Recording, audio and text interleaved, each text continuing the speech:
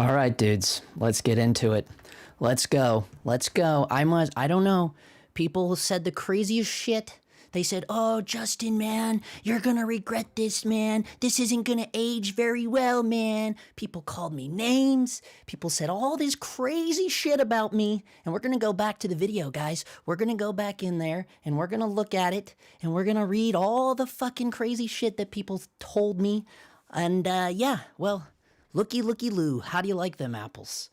And I know some of you might be excited about this, right? You might be saying, man, I think maybe I should buy that because now it's equivalent to the FX3, right? We had guys talking about that today over on the DOGTIMES Discord. That's the Patreon, guys, the bloodline of the channel.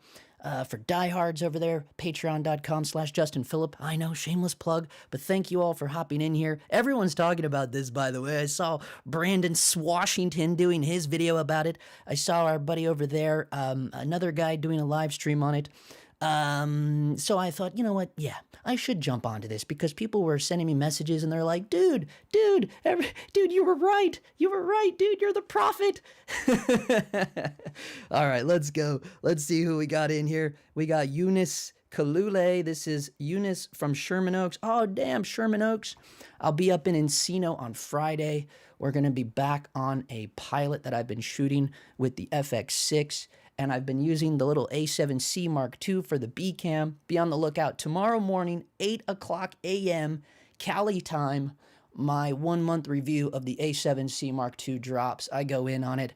I show footage compared to the FX6 with S-Log3, S-Gamut3.Cine. So yeah, what up, Sherman Oaks? Jonathan Wu, what is up? Where's the party at? Let's go. Jeff Fagan in the house.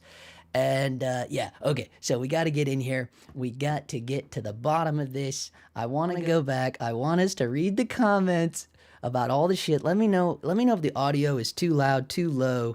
Now you have to buy one. Ancient Mystery School, what up? May you join us in Encino.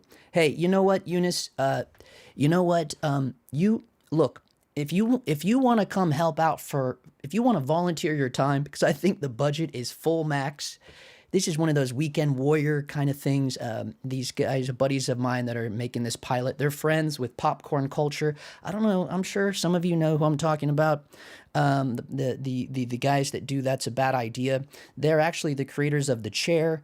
One of the short films that I did with the Red Komodo back in the day. It went viral. I mean, that video has millions of views. So it's some of the buddies of that crew that are doing this pilot. So listen, Eunice, if you want to come over and volunteer your time, and since you'll be volunteering, you know, you can decide when you show up.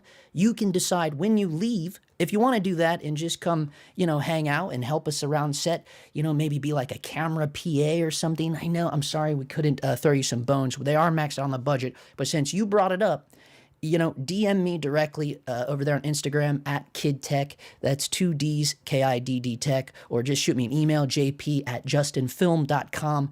And I can get you hooked up with the producers. And yeah, man, come on out. You know, I'll send that as an extension to you, Eunice, since you asked, bro.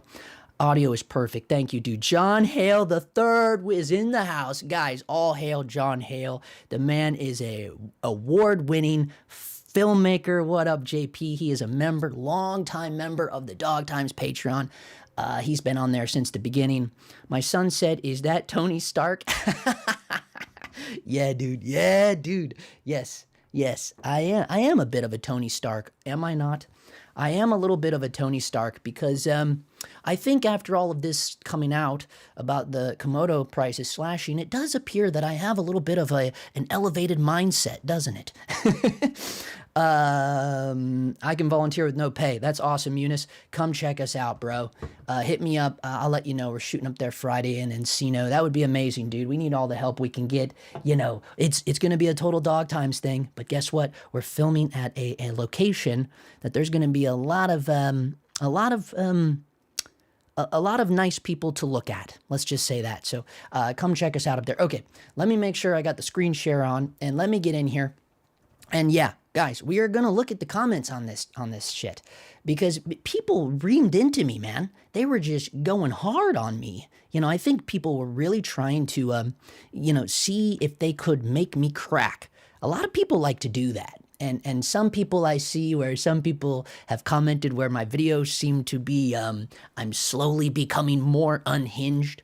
That's a pretty good way of looking at it, but that doesn't mean that I'm cracking. That doesn't mean that I'm falling apart inside and totally devastated, you know. No, no, no, no. All it means is that I'm getting more comfortable with being like, you know what, it's okay if people know who the real me really is. And that was a lot of the motivation for starting to do these live streams. I don't know how many we've done now. This is 2 this week, which is crazy, but we started doing these a few weeks back because I thought, you know what, the people on the internet that only really know me is the Patreon, and that's because on the Patreon we have the Discord, and I share totally unedited videos over there, so they really get to you know, get the whole spectrum. But I thought, man, the live stream would be a great way for the rest of the world to really get a real experience of this. And so that's really been the motivation for it, you know, because when I'm doing a video, you know, I can edit myself, and which is usually a good thing, honestly. But this whole red thing, this is when the saga started. What happens when one dodo bird tries to save another dodo bird? Do you guys remember that one? Holy shit, dude. Okay, hold on. Did you have the opportunity to talk to Nisi about their new lenses? What up, Ancient Mystery School? You know what? I don't know what their deal is, man. I hope they're watching right now because, you know, I don't know what their deal is. I reached out to a couple of my contacts over there, and one of them was like a little stoked about it, but I never heard back from him. But the other guy was just like, yes. Crickets. Like that's all he said was yes. And I was like, oh, okay. I don't know. I don't know why they're being weird. Maybe, you know why they're probably being weird is, well, I put out this video. Remember this one? The cheap versus vintage. Are your vintage lenses better than these cheap cine lenses? And it opened, you guys, if you haven't watched this video, the sketch in that video is insane. And that may be why Nisi's not stoked to talk to me anymore. You see, like, I get excited about this shit, man. I don't care if companies don't want to be my friend. I don't care about that. I mean, yeah, it kind of sucks, but at the same time, I'm like, I don't care. Can no one take a joke anymore, man? Like, is this so far? Like how sensitive has the world become? Like, it is what it is, guys. Okay, let's get in here. I had to put my hood on because I'm gonna go total Darth Maul mode now. Okay, here it was. How Red Digital Cinema lost their Hollywood status. Have you guys seen this video? Do you know about this video? 6 months ago, only 22,000 views. How sad. How sad. This video should have 190,000 views. Okay, we're not gonna watch it. You'll have to go watch it, okay? But I want us to read the comments because they're so fucking good, especially now with all of this, dude. Look at this. Here we go. David Crable. Can you guys see this? Are you guys able to see this? Let me zoom in on this. Let me make sure you're able to see this. There we go. That's pretty good, right?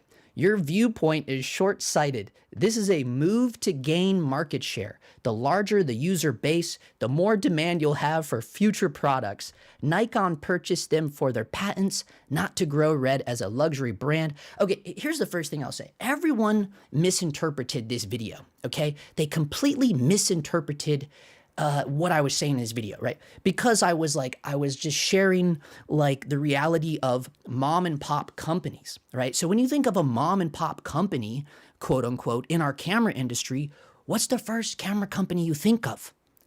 Leica. Leica is and why I call them a mom and pop camera company is because they have never sold out. Now they may have done partnerships with Minolta because they had needed to have their asses saved. And then now they had to do the same thing, well not now, but it's been going on for many years now with Panasonic, Lumix, right? Panasonic and Leica have had a long-term relationship. Why? Well, because Leica needed a buoy, they needed a lifeboat, right? But they didn't completely sell out to Panasonic, right? They're just partnering with them, okay? There's a difference between that. Now, this is where everybody got it twisted. Everybody got it highly confused because they thought, oh, yeah, the Nikon and Red is a partnership, much like Nikon much like Leica and Panasonic was a partnership. It's not. That's not the same thing. It said it right there in black and white. Nikon acquired Red Digital Cinema by 100%. In what world do you guys live in where someone says, you know what? I want that house for 100%. What does that mean? That means they own it. All of it. everything inside of it, everything outside of it, inside, outside, all of it, it's theirs, 100%. There's no such thing as a partnership, 100% partnership. No. There may be two people involved, but those numbers, 100%, means only one of those people actually owns it. Okay, that's the difference between Nikon and RED and Panasonic and Leica, okay? So the whole point of my video was saying how, there's something to be said about the integrity of a company in an artistic business, okay? Whether you like to agree with this or not, the reality is filmmaking is an artistic endeavor, okay? I think most of you would agree with that. Some people are confused by that, but it is what it is.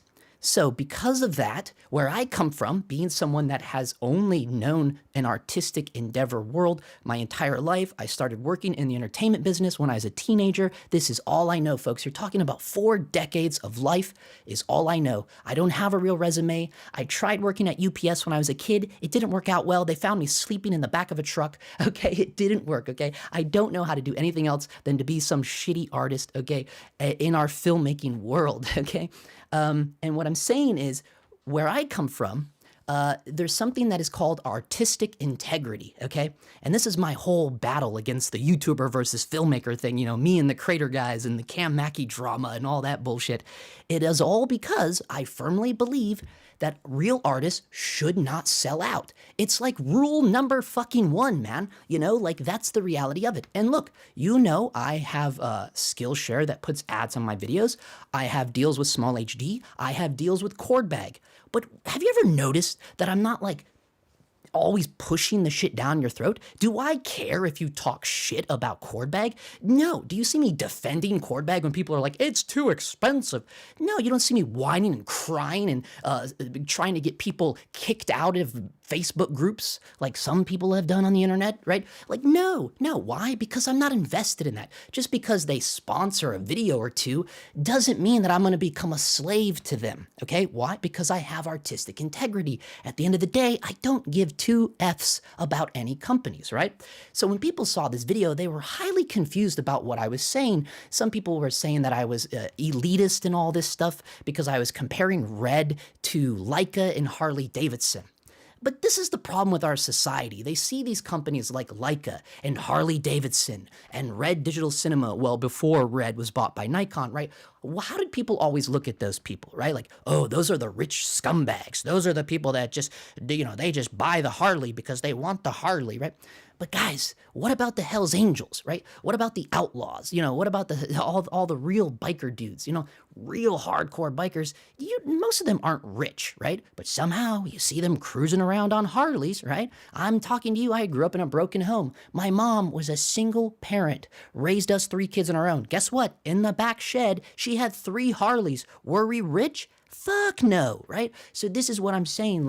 People have just equated these nice companies, these kind of, they have been labeled as elitist companies just because they're mom and pop companies that have grown to this level of success. It becomes legendary. It becomes iconic. That's literally the point of Leica.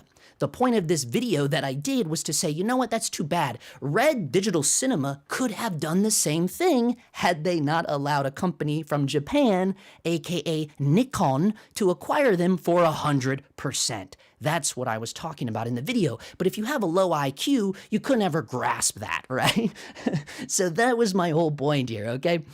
So no, I was not saying that RED was a luxury brand just because I was saying, people thought me saying hey, you're going to be able to walk into Best Buy and buy a RED camera. People thought I was saying that as a bad thing. Not necessarily. I was just saying look, this is what it's coming to. Lo and behold, now what do you know? A huge price drop. These things have dropped now a second time. Look, here's the reality. It's no mystery why these are dropping, right? It has the RF mount. Nikon wants these things out of existence, right? Why would Nikon want this camera to exist with this one of their leading competing companies camera mount on their new cameras now. No. The future of RED, you're going to have, here's my prediction, guys. You're not going to see RED written on any cameras. That's my prediction. That's my prediction. I'm not saying it's going to happen overnight. I'm not saying it's going to happen next year, but I think maybe in 3 years' time, you're not going to see the name RED anymore, right? That's a bold prediction I'm going to make there. Okay, so I'm sorry, I was ranting and raving there. I got excited. Let's see.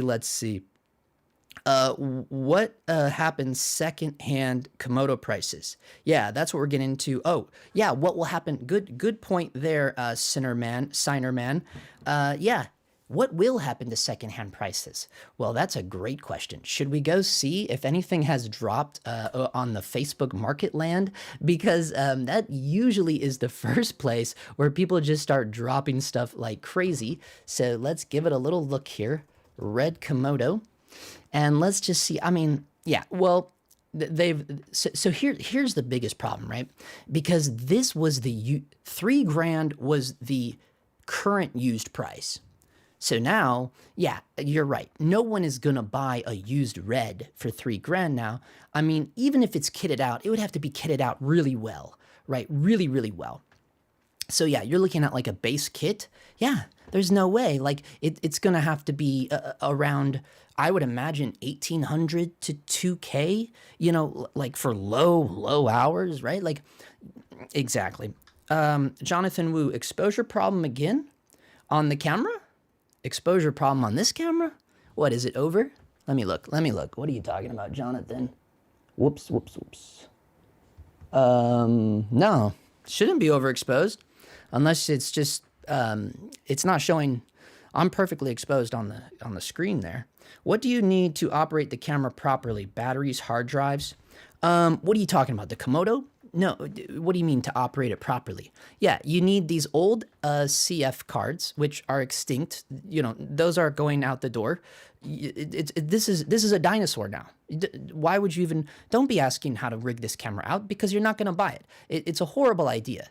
This is a dinosaur. This is a dodo bird. Like I said in the first video, the night I found out that Nikon bought RED, I said, what happens when one dodo bird tries to save another? Because they were both going under. Like, in my opinion, Nikon was losing popularity, certainly losing stock market prices, right? And RED was just got themselves in a horrible position because they tried to sue Nikon, right?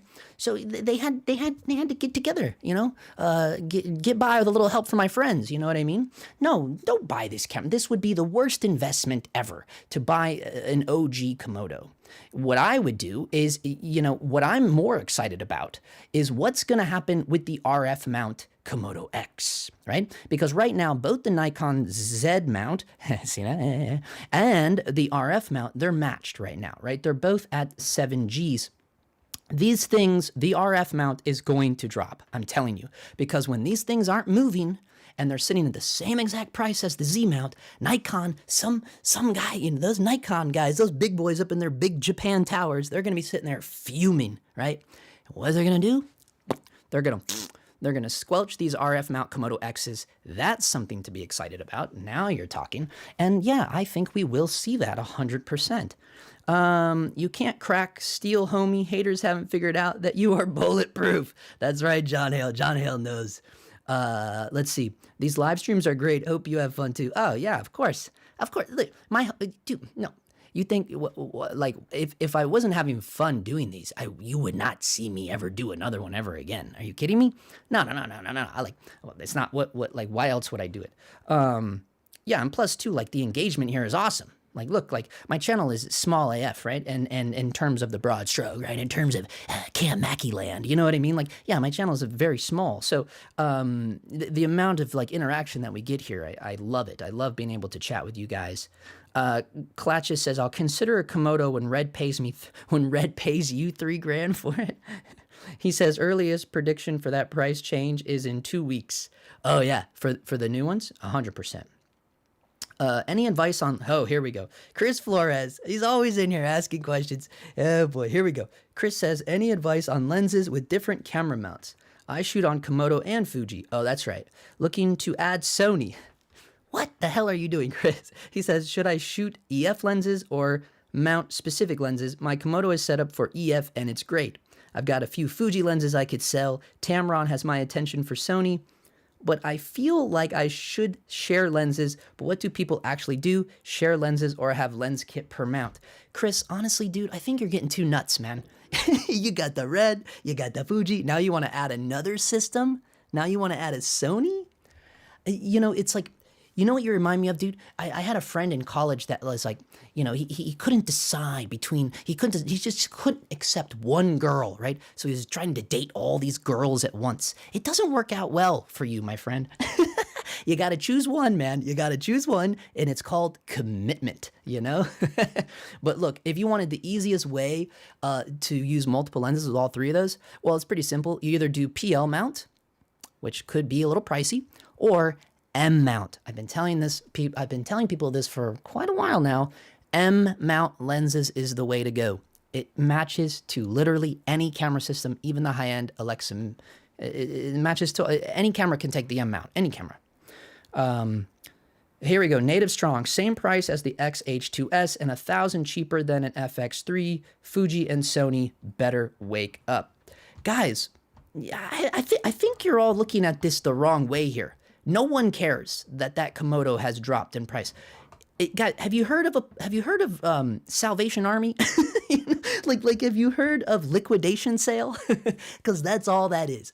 The reason why this thing is because it's called liquidating. They are liquidating this camera. This isn't something to be excited about. This isn't something where Sony and Fuji are not bothered by this one bit. Okay, I'm telling you that right now. No one cares about this because they all know what this is. They all know why this is, right? This isn't like a, oh yeah, let's make money here. No.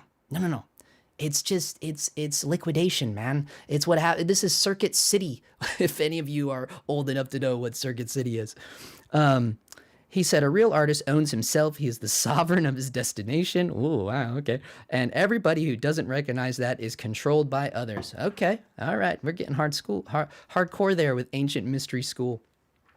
Insane DB says, for me, Red never has the status of Arri, Panavision, or even Sony. You were saying they never did? You don't think they ever did? I highly disagree with you, dude. You clearly have not been on enough big Hollywood sets, dude. And I don't mean that in a bad way. I don't mean to offend you because I just, this is how I talk to everyone. But the reality is, man, no. You know, many years ago, a lot of high-end shit was Red. Like Red was, no, man. Red was, I'm telling you, there was a moment where Arri was a little bit nervous of Red digital cinema. I'm just telling you that. I can guarantee that. And I wanted so badly to do a short. I was gonna have a green screen. I was gonna play these guys from Arri, like act like I was an Arri engineer and all this stuff. Because my big joke that I really wanted to do way back was it was the fact like Arri watching Nikon buying Red. And, you know, and not being bothered one bit by it, right? not even caring about it because to them it was like, yes, this is awesome. You know what I mean? I really do think for Arri, when Nikon bought Red, they were just, I think they probably saw it coming, but I think they also felt a little bit of relief. You know what I mean? Because listen, that's the whole reason Red made the Komodo to begin with. Is because they got tired of rolling up on the big sets and seeing an Alexa Mini on the gimbal and not their Red camera on the gimbal. Do you know what I'm saying? It was like this thing. That's a Hollywood thing. It was, you know, and I'm talking to you as an actor. You know, so many actors, like when they would be talking about the films that they did or whatever, that people would always say, was it shot on Arri or Red? That's actors talking. Right? So I'm just telling you, like, those were definitely the two main cameras, man, for a long fucking time, dude. Definitely. Nikon and Red said, let's ruin Sony and Canon camera release news today. Yeah, Lorax, I don't think so, man. No. No one cares about this. I really, and if people are excited about it, it's just people that have been wanting to buy one and now maybe they can. The camera companies see this for what it is. I'm telling you, it's a liquidation.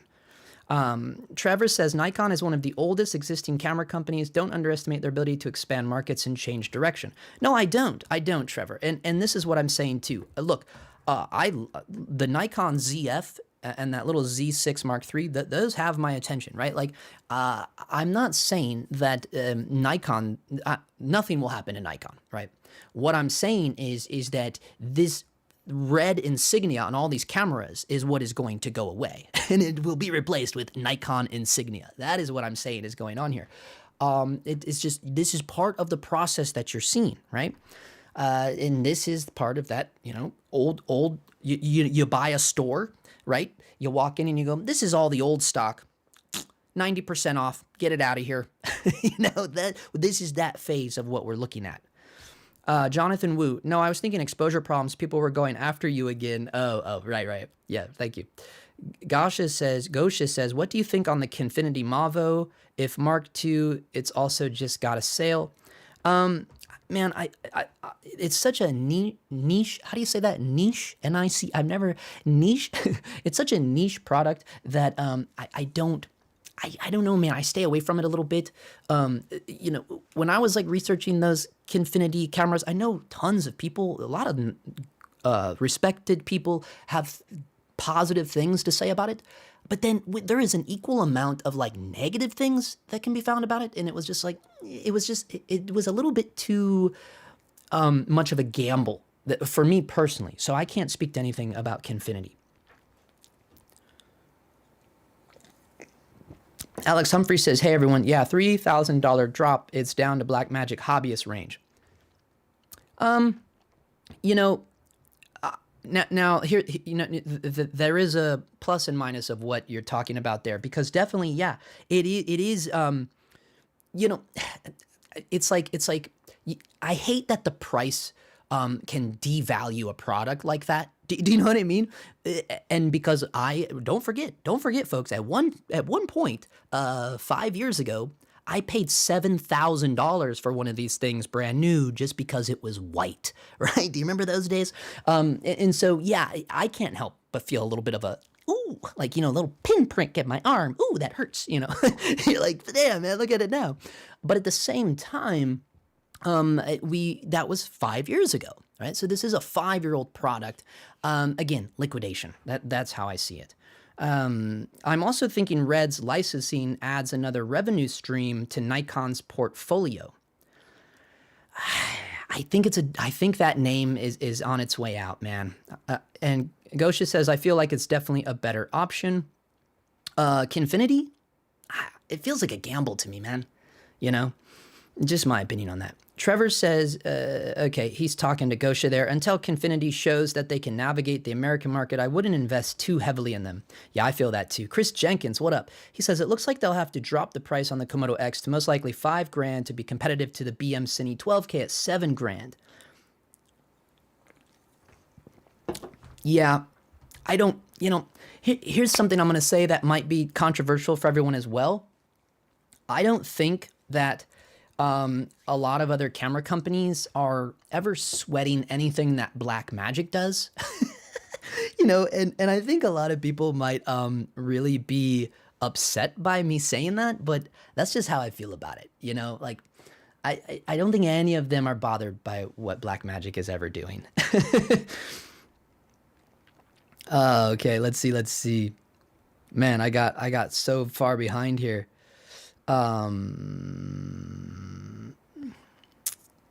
Sorry. Here we go, guys. Let's see. Circuit City, LOL, feel on that one. Yeah, Jeff knows what I'm talking about. Circuit City. Chris Flores. Yeah, I have commitment issues, LOL. I just love the Fuji IQ, but Sony has the autofocus and the industry, LOL. Sometimes I need AFC or hybrid cameras. That's why I ask for help. Yeah, man. I mean, look, if you want autofocus, then Sony's the way to go. But then now you're gonna, and I only tell you all this because I used to be the same way, man. I had the RF mount with the Komodo, and then I had the A7S III with its thing, and it's like, oh man, it's just like, it's so much easier, and I get it, yeah, it's like, yeah, we can just, you know, all get M mount, and that's fine too. And maybe that's the way to go. And yeah, maybe you want to have one camera more dedicated for documentary run and gun and the other one more for narrative stuff. I mean, that was my whole point too. But at some point it just gets easier to have like a bunch of matching cameras. So then like you can use that as a strategy to get hired for jobs as well. You know, it's like, yeah, man, I got multiple cameras here. Now you can get more rental on that if you're getting some sort of kit fee. It's just more revenue. It's just a smarter investment to get all in on one ecosystem. That's how I feel about it. But yeah, Sony definitely industry leaders in autofocus, my opinion on that. Ancient Mystery School says, what is so appealing about the SP3s to you? Oh, dude, seriously? Are you serious right now? Are you serious right now? Dude, I mean, come on, man. So you're talking about the Cooke SP3s, right? Dude, I mean, this is like, I know it's still very expensive. I mean, look at these prices, right? I mean, if you're someone like me, you're like, oh, no.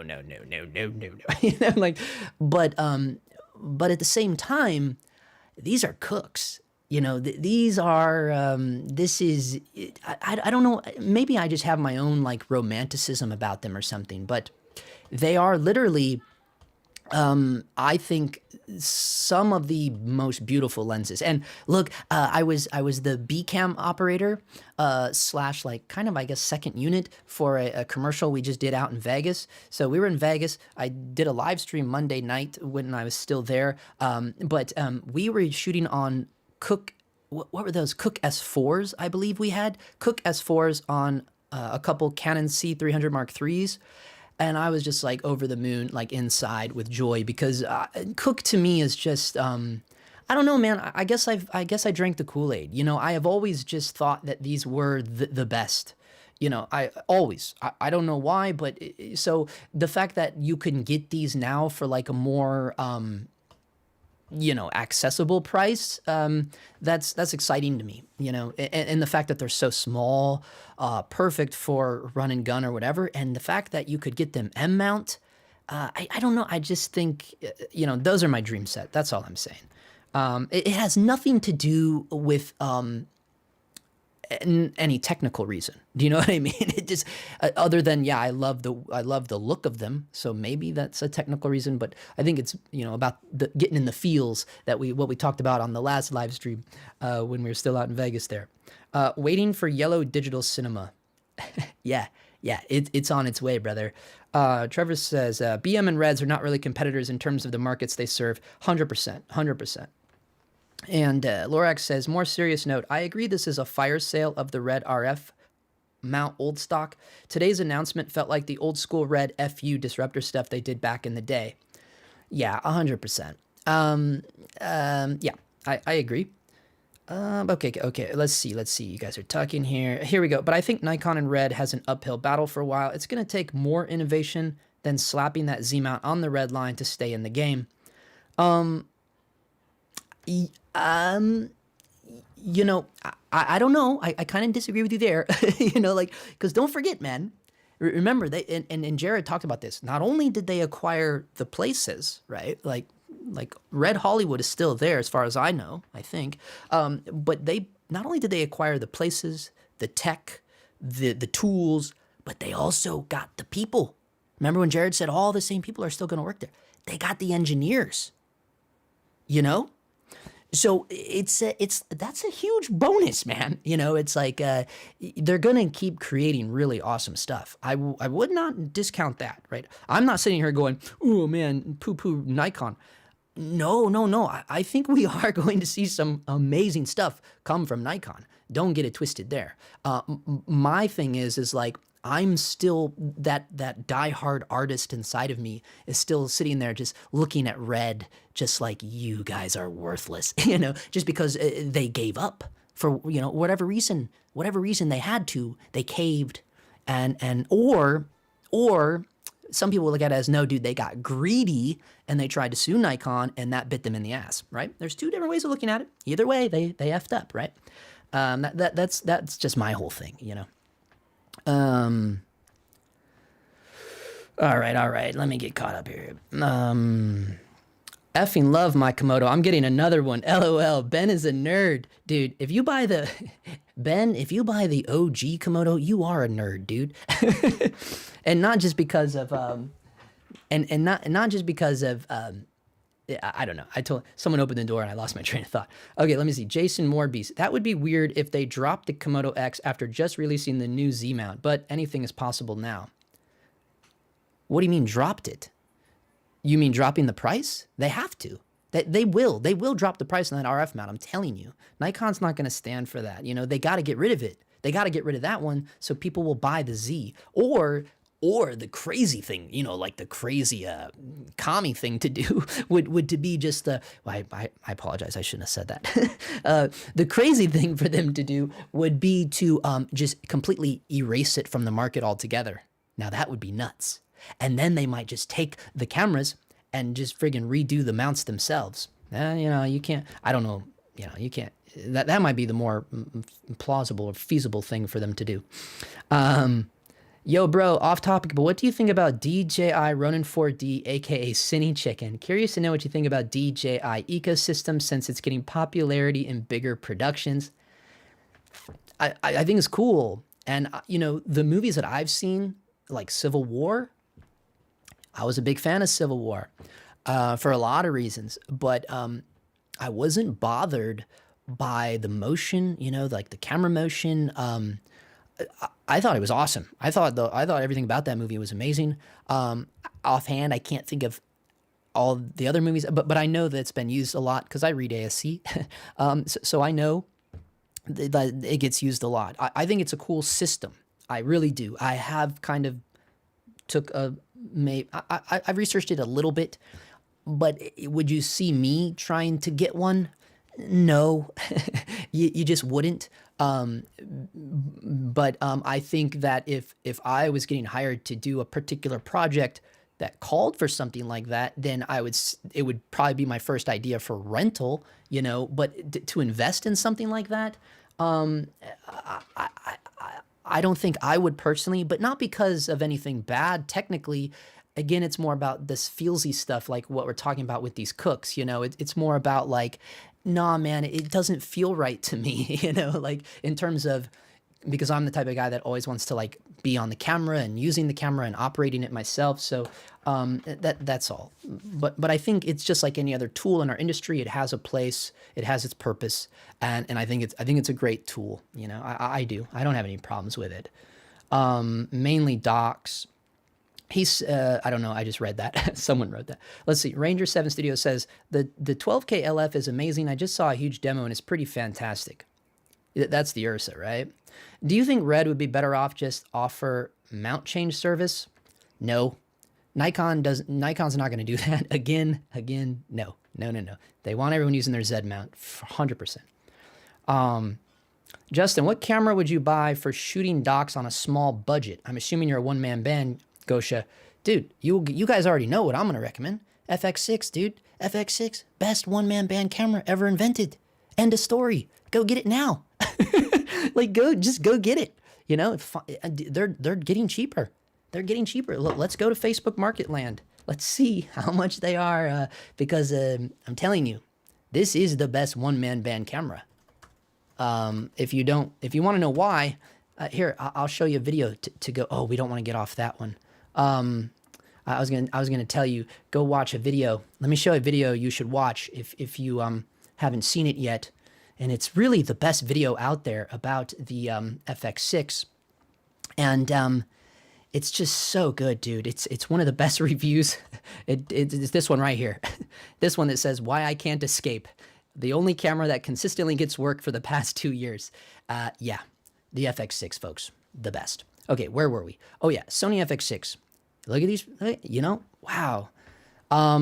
Still a little up there, but, I mean, it's worth it. 100% worth it. Did you see Canon announce today Canon EOS R55, but videos look like 15 years old? No, Signer man. I don't even know what you're talking about. Let's see. What the heck is he talking about? Canon EOS R what? I don't follow anything Canon does. I just do not care about Canon one bit. I don't know what it is. I don't. Oh, look what. Ah, geez, look at all this crap. Look at this. Look at this crap. $650. The first EOS 5 series camera body, built for creators. Okay, they lost me already. As soon as a camera, you know, as soon as you're reading the specs, and as soon as I read built for creators, vertical video, I go, no, yoink, gone, goodbye, you're fired, right? Okay. He said, hey, shot with the SP3 set. I thought they were pretty nice. Yeah. I love anything Cooke does, man. Jared Cordova, does this devalue the brand like one of your previous videos? For example, I work on a lot of those direct-to-streaming Hallmark films, and almost every time we shoot on RED. Yeah. Did you just join us? you don't, were you not here for when I said that there was a time when RED and ARRI dominated the industry? Yeah, man. The thing is here is like, again, I guess you just joined us because you need to rewind and watch the beginning of this stream because I don't want to repeat myself. Yeah, it's all in there, man. Yeah, and it is. It's not devaluing the brand. It's called the brand is no more. There is no more RED, guys. That's what I'm trying to tell you. There is no more RED. And yes, it's you. Any artist, and even if you're a company and you're in the artistic entertainment field. Yes, you do devalue yourself as soon as you sell out. As soon as I allow someone else to buy me for 100%, yeah, I have devalued myself by 100%. So yes, it is like that. What up, Arami? Baxter S. Bugatti. Maybe it's easier to drop the price instead of doing a bunch of extra promotion. What? Promote what? Guys, it's a liquidation. There's nothing to promote. Still Brazy says, I think the best one-man band camera is the Sony Z200, bro. For documentary ENG, the Z200's... Oh, yeah, but look. You're probably right about that. But who wants a camera like that? You know what I mean? Like why... That's not a camera that is, like, versatile, right? Like... I wouldn't like be able to go shoot this pilot that I'm on right now with that camera you're talking about because it's an ENG camera, right? So why shoot yourself in the foot, right? Like, and I understand like get the best tool for the job, but when you are a true one-man band, you need the best tool for every possible job, right? So you got to think ahead a little bit. Like, I'm not going to get an ENG camera and then be like, hey man, can I come shoot your feature film? No, dude. No, man. Get the FX6. It's the best of all worlds. You know, if you wanted to feel ENG style, just get a big-ass servo zoom lens like that 28 to 135. The thing's amazing. Yes, and it has optical image stabilization, so you'll finally have your stabilized FX6 that you all have been dreaming of. Ranger7 says, Blackmagic 12K LF is pretty impressive. Is it? Okay. You know, I just don't care about Blackmagic. I really don't. I'm sorry, guys. He said the best FX6 review for sure. Thank you, Trevor. Gosha says the only issue I have with FX6 is the V-mount power problems. What is the V-mount? Okay, here's the funny thing. Gosha, you are the one asking about what camera to buy, right? So I'm assuming you don't actually own an FX6. Okay, and here you are saying, oh, the only problem I have with that camera is the V-mount power problems. But what would you know about that? You know, like, what would you know about the FX6 having V-mount power problems if you've never owned and used an FX6 for a period of time? This is and I don't mean I'm not trying to piss you guys off, right? Like, but I'm just talking real with you, you know. And I only bring that up because I see this all the time on Facebook, man. People talking about like things that they've read on Reddit or that they've seen in YouTube videos. But it's like, but in my head, I'm like, wait. And then you find out they have never actually owned and used one for an extended period of time. And I'm always like, well, you don't know what you're talking about then, right? Like you haven't put that thing out on a field test. Me personally, I've been shooting on the FX6 since last summer, and I've never once experienced this V-mount power problem that I keep hearing about, right? I don't know even what they're talking about. I've never had the problem, right? My FX6 has the wooden camera battery slide thing, whatever they call it. I always keep one FX6 battery in the body, right? So I can hot swappy, right? I've never once experienced a V-mount power problem. Right? And I'm sorry that you get the brunt of that, Gosha, but it brought back all these feelings inside of me because I see that all the time on the Facebook groups. And I'm like, what are people talking about? I don't know what they're hey, maybe I'm lucky. I highly doubt it. I highly doubt it. I'm not that lucky. Guys, I got ran over in 2006 and was declared dead on arrival. They had to bring me back with a defibrillator. I couldn't walk for 8 months. I still have metal in my leg to this day. No, I'm not that lucky of a person, am I? Well, maybe you say, no, actually you are, Justin. You could be dead. Maybe I am then. Maybe I'm extremely lucky. I don't know. I don't think so, though. I don't know what these V-mount problems are with the FX6. Never experienced that, my friend. Never experienced that once. Jared Cordova says, yes, I did. Yes, you did what? Yes, you did what? Come on, guys. Let's all just drop 25K for funnies on that Sony cable sensor that dropped today. Then we can have a buddy chase off with what is he saying? Then we can have a buddy chase us with camera bodies through a Spartan race. The Lorax, he's insane. Yeah, that little, I think it's just an extension though. It's not a standalone, right? Like you got to have a big boy camera for that thing. Like the main board frying. Oh, now I know what he's talking about. Okay, I know what he's talking about. He's talking about the, what up, JMSD Films in the house? JMSD Films. That's awesome. Guys, if you don't know, go check out JMSD Films. He's one of my buddies here in Los Angeles. Amazing, amazing. Yeah, no, okay. I know what you're saying now, Gosha. The main board frying. I saw those YouTube videos too. I don't know, man. You know, it's tech. Maybe those guys just got a few bad eggs from the same batch of serial numbers. That was my first thought, you know, when I see stuff like that. I don't know. Knock on wood, man. I haven't experienced any of that. I really haven't. Would buy the Burano today if it was at 20K. No, you shouldn't. No, you should not. We were just talking about this weekend on the commercial I was on, with the DP of that commercial I was BCam opping on. No, man, the Burano is not the camera, dude. It is not the camera. FX6 is better. In my opinion, it is. Just my opinion. Komodo's still rocking Red Raven. Yeah, Vin Cuts rocking the Red Raven, dude. Yeah, dude. Well, you know what else Nikon allowed Red to do? Bring back that buyback program.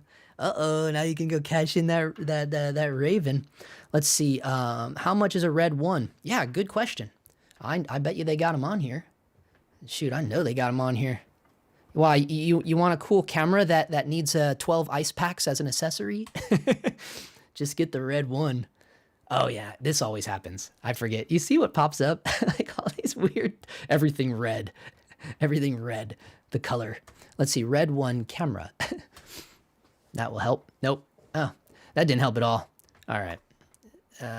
Red 1 digital cinema. Okay, let's see. Oh, that's a Monstro. Wow, look how crazy that thing looks, like a suitcase. You forget what these things used to look like. It has been a long time. Guys, it's been a long time since I've seen a Red in the wild on set. No joke.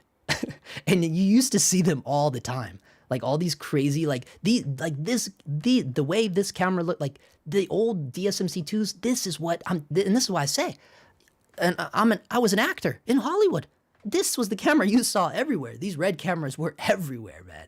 Just everywhere. I mean, unless if it was it was an Arri, or they were actually shooting on film, which is, I think I can count on one hand how many movies I worked on where they shot on film. And you're talking about since 2010, I started doing the film industry stuff, acting in the film industry in 2010. And I can count on one hand how many things were shot on film. That's sad. Sad world we live in. Oh my gosh, that's so sad. Okay, let's see. I don't know. I can't find the Red 1, man. I can't find it. They're ancient. The Lorax says buying a Komodo today is like buying a Fiero and thinking you have a Ferrari. You might be onto something there. Oh man. Using the FX6 in the wild here in DC. Yeah, man, see? He said, yo, look at JMS&D. Yeah, he's a real dude, man. He says, I work at NBC and our camera ops used FX6 plus the Sony 28-135 f4 as their A cam and FX3 as their B cam. It's a solid set. That's what I'm talking about. That's what I'm talking about. Yeah, dude.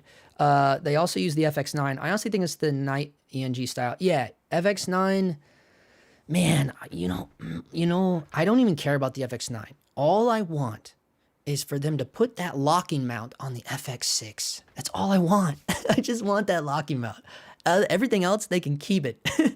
Because the FX6 has higher frame rates than the FX9, even, you know, certain resolutions. Okay, he says, breaking news, Justin Phillip approved brand ambassador for Sony FX6. Yeah, right. Yeah, right. They should, though. Yeah, they should. As much as I talk about that stupid camera. Cordova says, I've rented, operated, and assisted on some features of Sony cameras. The Sony Venice is great. The low light is truly a game-changing thing, but I just can't stand the menu systems, but I'm crybaby. But Jared, you don't have to cry anymore, dude, because they're bringing the big six. All Sony cameras are going to have, not all, but the cinema line is going to have the big six menu. They copied the Airy menu. Do you guys know what I'm talking about? Let me show you. So have you ever, if you know the Airy menus, this is what an Airy menu looks like, right? Look at the Airy menu. Get a good look at that. I know this is a drawing, but it's from the manual. That's the Airy menu, okay? And now look what Sony are doing. Sony Big Six menu. Look at that. I don't even have to type the whole thing. It's already in there. Okay? Now look at that. Look at that. Do you see that? Guys, do you see that? Now look at this. They copied Airy's menu system. That's cool, but I just want you all to be aware they copied it. Right? But either way, yeah, it's great. It's gonna be awesome. That new menu system is gonna be rad, man. So they are, and I know this is like on a big Sony camera, but they're going to be figuring out a way how to. They're also gonna put that on like the FX3, the FX6. Yeah. So you don't have to be too sad for very long, Jared. What do you think the successor to the FX6 will be like? For example, a higher resolution to have the possibility to switch to Super 35 like the FX9? Yeah, I do think that for sure. I hope they put that locking mount on there because that is the biggest, other than the stupid shitty microphone mount. I hate the microphone mount that comes stock on the FX6. Other than that, the second biggest design flaw of that Sony FX6 is the mount. It's so flimsy. I have lenses just fall off of that thing. like literally, they just pop off of that thing. It's so thin. It's like, why is this on here? You know, like it doesn't make sense to me. So they definitely need to fix that mount. Yeah, but I think they will do higher frame rates at higher resolutions. I mean, what else can they do? Guys, I gotta stand up. I know I told you earlier I have metal in my leg. It's true. So I have to stand up and stretch it out every now and then. It's really bothering me right now. It's a titanium rod that goes from my knee to my ankle. And it's destroyed, man. It's so destroyed. It's that, all that metal in there. It just hurts. I don't know what else they're going to do with it. You know, I'm not smart enough or like technically savvy enough to sit here and think about all the cool stuff that, or what I think they'll do with the FX6. I wish I was, but there is a part of me that's like a 10-year-old boy that's just like, just give me the camera, man. Just give me the camera. Let me touch it. Let me play with it, man. You know, so, but yeah, I think you're right about the higher frame rates, higher resolutions. That would make sense. That would be very nice. If they do truly change the menu system, I'm sold. Yeah, no, dude, look at it. That's from Sony's website. You didn't know about this? Yeah, this is from Sony Cine. This is on their roadmap. This is coming in the new firmware update to FX6 in February of next year. And that's why I said on an old YouTube short that I did, and I only laugh because I got a lot of hate comments about it, but I guess probably almost every video I do. But damn, now I'm losing my train of thought here. But yeah, so this menu is coming to the FX6 in February 2026. That's why I said that will be the same month that they drop the FX6 Mark II, because that's what Sony does. Okay, so let me get in on this again. We will tell Thomas Cubby to bring Justin on to the Sony camera promotion team because Cubby is getting old and needs to retire. I don't know who Cubby is, but yeah, I'll be the new guy. Could you imagine? Look, the only thing I want to do, and this is what I was talking about on the commercial this weekend too. I'm like, dude, you know what I feel like? The people that sell all of our camera stuff, you know what it feels like sometimes? You get it and you're like, hey, did they even ever like think to give this to a guy that actually uses a camera and go, hey, will you go out and use this for like a week and then come back and tell us what we need to fix? It feels like they don't always do that. It feels like they have engineers test this shit. And no shade to like engineers. I'm sure they know how to use cameras and stuff, but it's like, I don't think someone that sits in a warehouse or wherever, like a I don't even, what do they call it, like a lab, like I don't think there's people in labs that have been working there designing cameras. I don't think they remember what it's like to be out there like freelance DPing with these cameras and shit. You know what I mean? Like, no, they don't know what that's like. So they need to give these cameras. And the funny thing is like, I know they already do that with all of these influencers, but they do it too late. Like the influencers get the camera when it's ready to be launched and marketed. It's like the dumbest shit, man. It's like, why don't you send these cameras out like a year or two before you like, you know what I mean? Like that's when you want to know what you need to fix on your stuff. That would be the smarter move. That would be the more intelligent move. But we don't always see that. JMSD says, Panasonic Vericam has the similar ARRI menu, which I think should be the industry standard. Yeah, I mean, Jay, it is. It's the industry standard for ARRI. It's the industry standard for real DPs that are used to working on, real cameras. It is the industry standard, but not where we are. It's not the standard for us, I'm talking about, if you're like shooting on mirrorless cameras. Put the Burano mount system on the FX6 2.0 and you might never hear of the Burano ever again. Yeah, they won't do that though. I'm just talking about the little dinky lock one that is on the FX9. DM says, think RED has a medium format sensor coming? No, but Nikon might. RED, guys, get it through your heads. RED's dead. Dude, I should make shirts and hats and sell them on my channel that say RED's dead. Oh my God, it would kill, dude. Would you guys buy those? Would you guys buy t-shirts that just said RED's dead on them? And maybe on the back, it just says DOGTIMES. Let me know if you'd buy them. And if enough people want them, well, yeah, we'll put them on the store today. Yeah, Nikon will. Okay, he says, Bro's lag is a better mount than the FX6. It's true, it does. The FX6 is like half plastic, man. Jeff says the big thing from the FX cameras are higher resolutions more than anything. Even 6K is a big improvement and will give 4K Super 35 framing.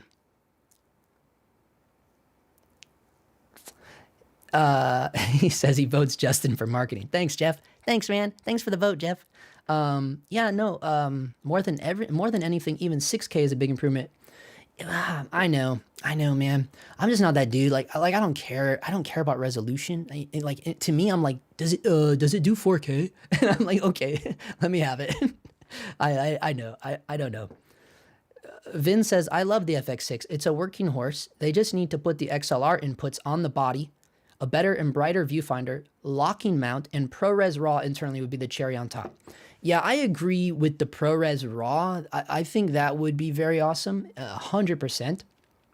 Putting the XLR inputs on the body, I know so many people say that. That's just something I don't care about either. Everyone was talking so much trash about the whole microphone issue with the FX6, and not like the mount or nothing of that, but like people were saying like, so I was confused. Like before I bought the FX6, I thought that if you took the top handle off, that you would have no more sound at all. That's what I always thought by the way people talked about it. But then when I got the camera and I took the handle off and I looked at the screen and I go, whoa, it's still showing audio bars. And then I had to really look around, like do a scavenger hunt on the camera to find the little scratch mic. And I was like, oh, it does still have a scratch mic on here. So I was so confused why everyone was complaining. And then I realized like, oh, they're talking about like no professional inputs on the camera body. Yeah, I guess. Again, it's like one of those things for me. It's like, I don't know. I mean, yeah, I don't care about it because it wouldn't benefit me. But also at the same time, like I don't see the big benefit of it. Like, are you flying around on gimbal and Steadicam that often where you need like an XLR mic plugged into your camera? Like, no, like that's why you have a sound guy, you know what I mean? Like, so that, but again, that's the world I come from, so to each their Dude, JVC is gonna make a comeback along with Circuit City. Yeah, now you're just Dan Hunley is high, folks. Watt Charles says Radio Shack. Sammy Superstar says, I wish that Sony sent more DP and camera ops, the new cameras, and less YouTube influencer. 100%, Sammy. That's what I'm talking about, dude. And they need to send it out way before they send it to the YouTubers, right?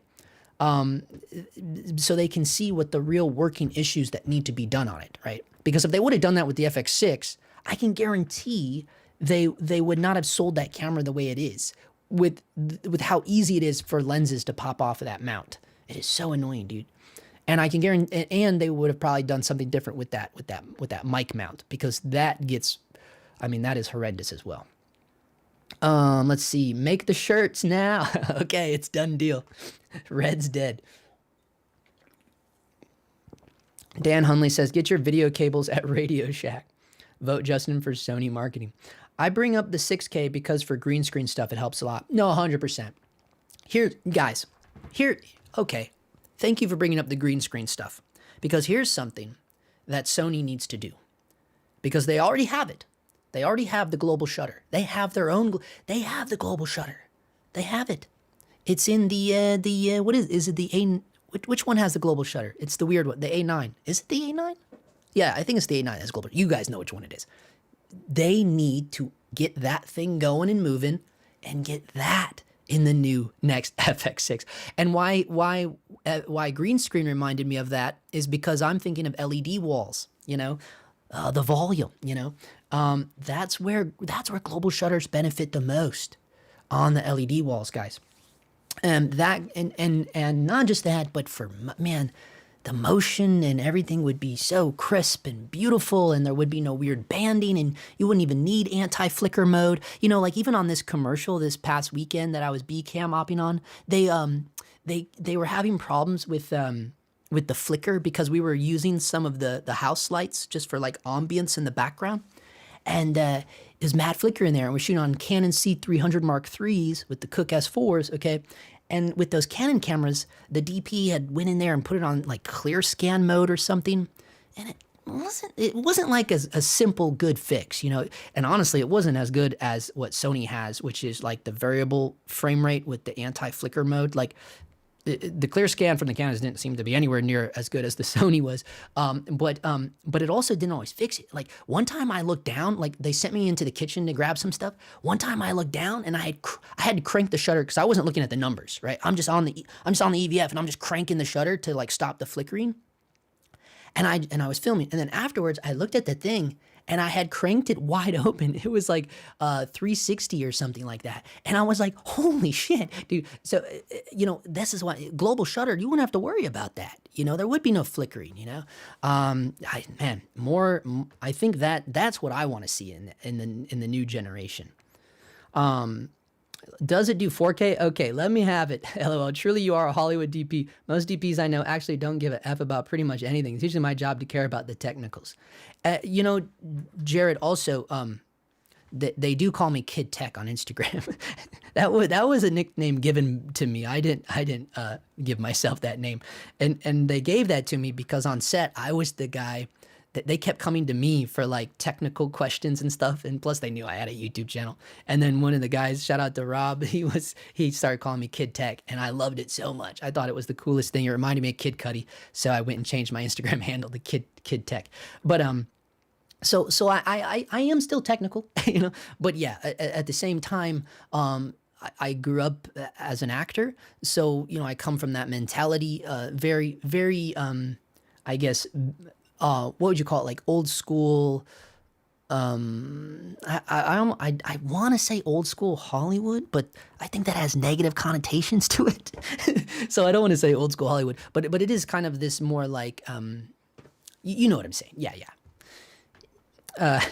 People are probably like, what the fuck just happened? Let's see. He says, sadly, Fries too. I know Fries is gone, man. Fries is gone. And it's so cool that Jared Peele used it in Nope. You know, that was Fries in Burbank. Guys, when I first moved to Los Angeles, I lived right down the street from that Fries. And it was at a time when I didn't have a driver's license. So I had to ride my bicycle everywhere. Guys, when I first came out to LA, and this is way back in long time ago, but I didn't have a driver's license because I was in a little bit of legal trouble. So I was biking like over 150 miles a day because I lived way up in Sun Valley, which is just on the other side of where that Fry's in Burbank was, right? And I would ride my bike from Sun Valley all the way down to North Hollywood and get on the train there. But the train isn't cool like in real cities. The train here just goes like a straight line. It's like whoop, whoop, whoop, whoop, back and forth all day. I don't even know why they call it a metro. It's like an underground trolley. It's like it doesn't really do anything. But like you know, if you get to North Hollywood, then I could ride that to maybe like, I don't know, Hollywood, or like maybe like downtown LA. Just try to get closer to where I had to go. Then I have to get off the little underground trolley and then bike even further.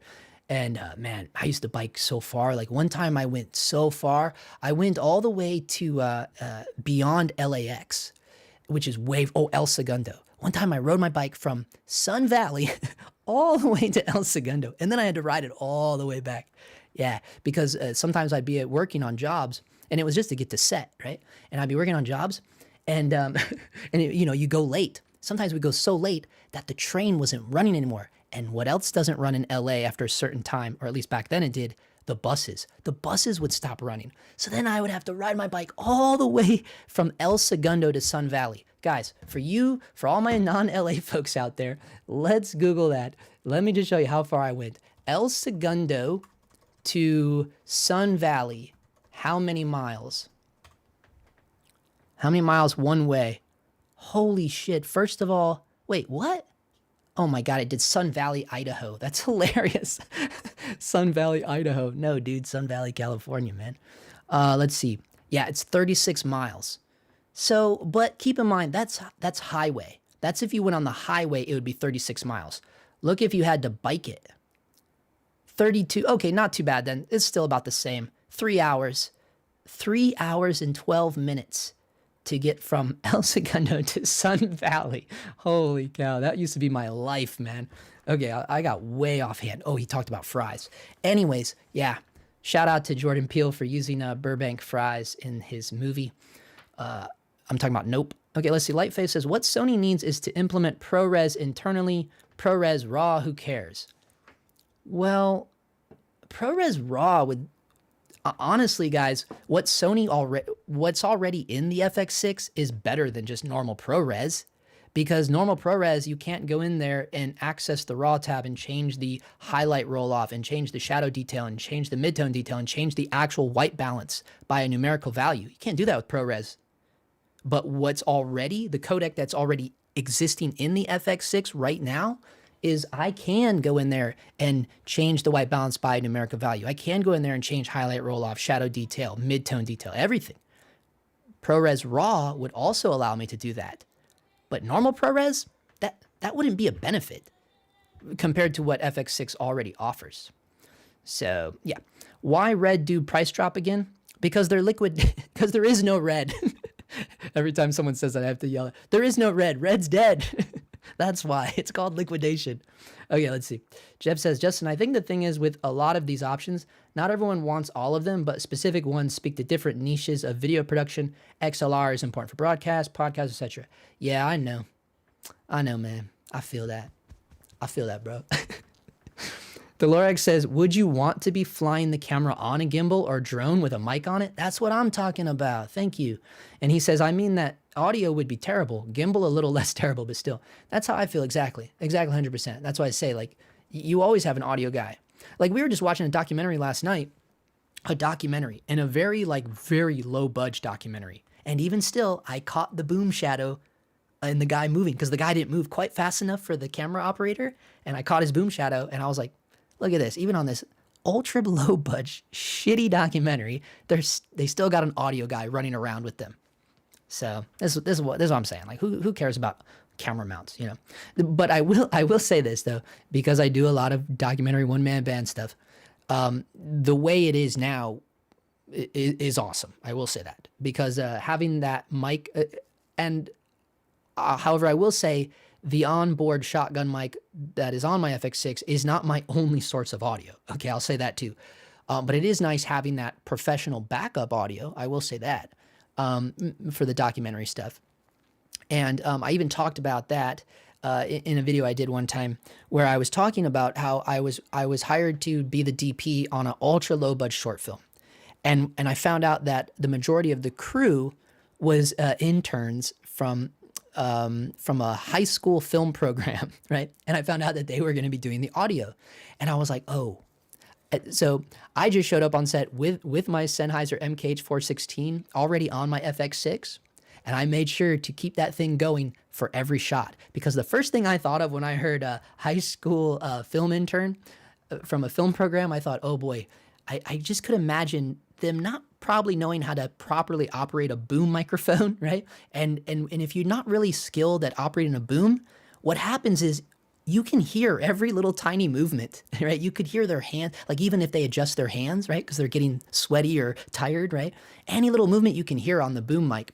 And I knew that I was going to save the editor by having my good microphone set up. And guess what?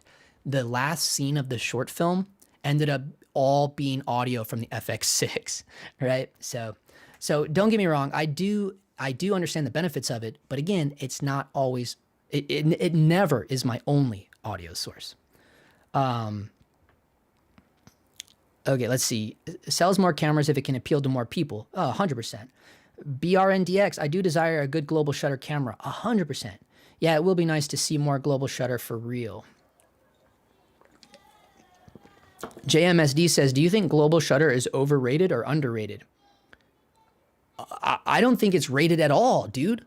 I don't think enough people care about it. Here's the thing, like, and I say that as in I want more people to care about it.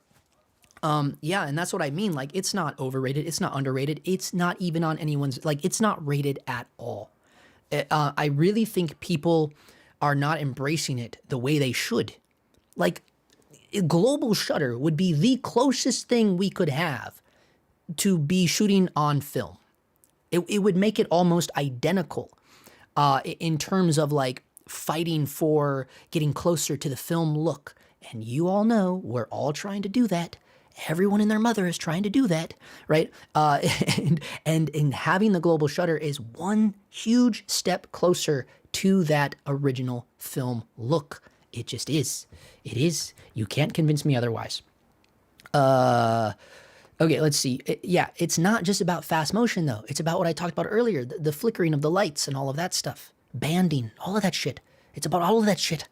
And yes, even normal frame rates, like, the volume is taking over, guys. The LED walls are taking over, man. And I have seen some of the tiniest, crappiest studios here in LA, and they're turning into LED walls, and people are renting them out. Big networks are renting out some of the crappiest LED walls here in LA. I'm telling you, it's like, and you need global shutter for that. That's one of the reasons how I got brought into one. Because this was back when I still had the Red Komodo. I didn't really tell a lot of people about this, but I was brought in to be a recurring client on a new one of these startups down in LA, because specifically I had a Red Komodo. So yeah, man, there's so many reasons why people need to take advantage of it. And people thinking it's only like, oh, for faster motion, then it's the right tool. No, dude, it's always the right tool regardless. Regardless, global shutter is always the best tool regardless of what anyone tells you or what anyone thinks. No. Global shutter is always better. It just is for so many reasons. I got a little soapboxy there. I apologize. He says, global shutter technology has been around for a very long time. Do you think that the push from RED and now also from Sony with the A9 will torpedo the further development of rolling shutter sensors? God, I hope so. He says, I don't think we're at the point yet where rolling shutter sensors are fully utilized in terms of image quality and dynamic range. Sammy says, I was talking to a gaffer DP, and he said that even if you had a classic Alexa and Zeiss CP3 lenses, you would get a better image from any RED camera with a cheap lens. You would get a better image from any RED camera? Better than a classic Alexa? Here's the thing, though. You're specifically saying, and this is how weird my brain is, right? I'm big into semantics here, Sammy, so you may have to clarify something here. But you're specifically saying a classic Alexa and Zeiss CP3 lenses is what he's saying any RED camera would look better than. The Zeiss CP3s may actually be what he's bashing there. Right? And not so much the classic Alexa. Okay, he says it doesn't matter about the camera. It's more about the camera op and the tools that you have it and you know how to light and shoot. Yeah, always. Yeah, nothing new there, man. Yeah, always. It's always about the craft, 100%. Did he leave his wallet in El Segundo?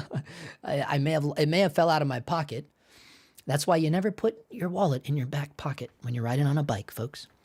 Okay, he said, Justin out there biking daily Ironmans back in the day. Yeah, I was ripped, dude. I was ripped.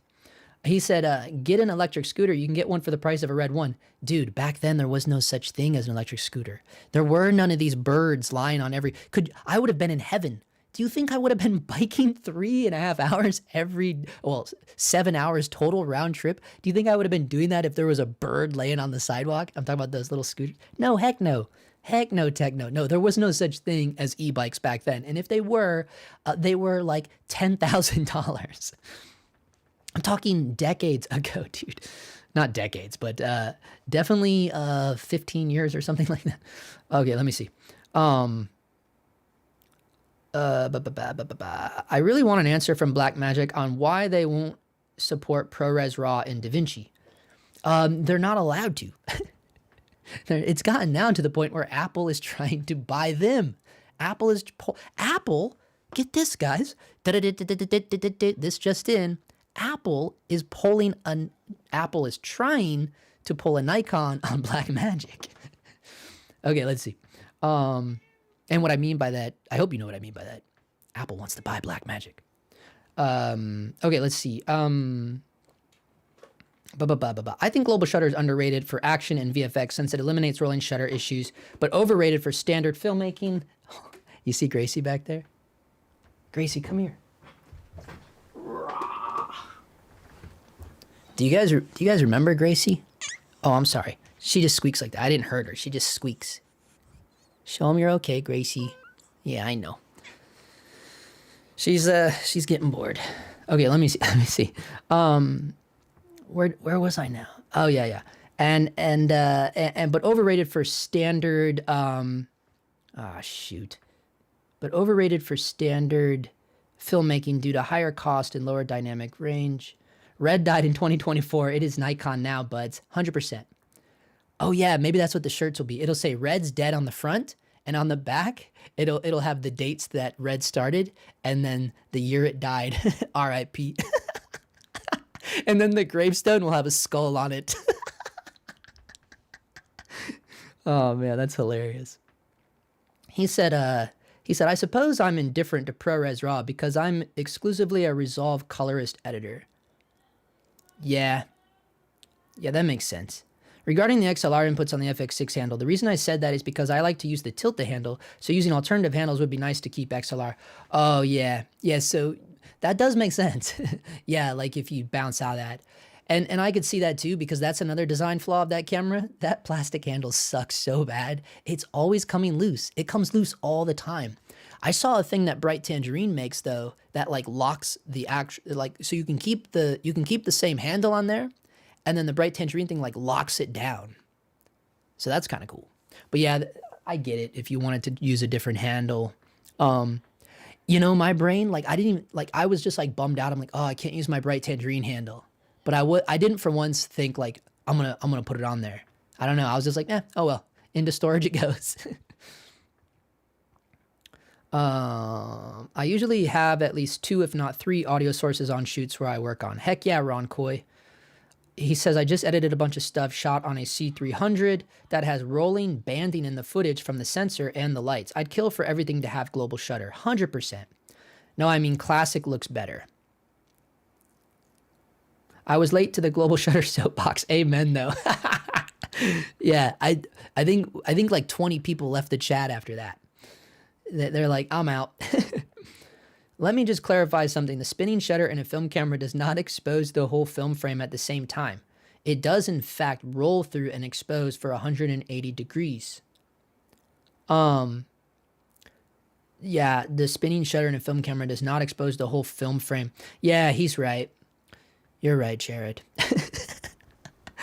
I know. But what I'm saying though is I'm not talking about like the technicality of it. I'm not talking about the way it functions. I'm talking about the look of the motion, right? That is actually, global shutter is the closest we could get to the motion that the film gate gives us. You know what I'm saying? Let me see this. He says, no, Apple cannot buy Blackmagic. All good things come from Australian video startups. Okay, let's count them. What you saying all good things? He says all good things come from Australian video startups. Okay, what do we have out there? We have Blackmagic. We have Cream Source. Cream Source is cool. Cream Source is very cool. Who else is out there? I honestly don't know. Beyond Blackmagic and Cream Source, I know there are more, but right now I can't think of one other one. Bright Tangerine are proud of their stuff, way pricey. Yeah, Ron, Bright Tangerine are expensive, but I'm a little biased because I know Eagle, and he came out to my house and like hand delivered. I bought the mats that go inside the Misfit once, and he hand delivered them to my house. The owner of Bright Tangerine, and I thought that was so cool, man. And I know he may have just done it because I'm like on social media or whatever, but I don't think that's why, because like that was a really long time ago, and he has never once tried to get me to review something or nothing like that. Like he just genuinely wanted to meet me. Now that I'm sitting here saying this out loud, I'm thinking like was everybody talking shit about me, and like was it like an inside joke for him to come to my house just to meet me and see like how I really was? But he wasn't like making fun of me or anything when he came and saw me. Like he was genuinely like interested in what I did and stuff, and I thought that, like, you know what I mean? Like, I didn't get any weird vibes from him that he was trying to like it was a joke or something, or like he was making fun of me or something. But like, I think he just wanted to meet me, and like that was really cool. So and that's why I like Bright Tangerine so much, because it's like I met the real people behind it, and not because I wanted to. Like he went out of his way. The owner of the company went out of his way to like hand deliver me something, and we're in fucking LA, dude. I'm a nobody. You know what I mean? So I was just like, wow. Like I just thought that was really, really cool. And so that, and maybe that's why he did it, because maybe he's a smart businessman. But from that day on, I have been pro Bright Tangerine everything. Atomos. Oh yeah, Atomos. Yeah, they were Australian. You're right. Atomos was Australian.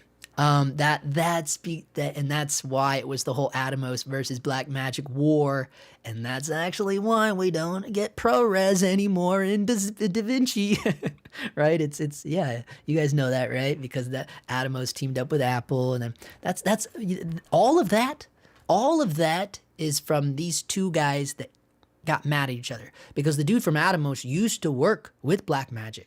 And then they had a huge falling out, and then poo, he runs away, and then he starts Atomos, right? And then all the stuff and then when Atomos joined teams with Apple, then what do you notice? Oh man, we don't get ProRes anymore in Resolve, dude. Next thing you know, Apple wants to buy Blackmagic, which essentially is Atomos buying Blackmagic. It's like the ultimate boss move, dude. And it all started because two guys couldn't get along. Don't you love it? It's so funny. He says that company that makes stuff for gimbal controls is Australian. Can't remember their name. DJI?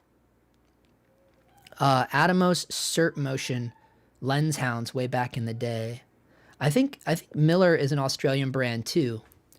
I don't know about that one. Yeah, dude, when he said, I think Miller is an Australian brand too, and I instantly thought of Miller Lite. I'm like, well, why would, see, you've had a messed up past, like when that's the, like, you're like, oh man.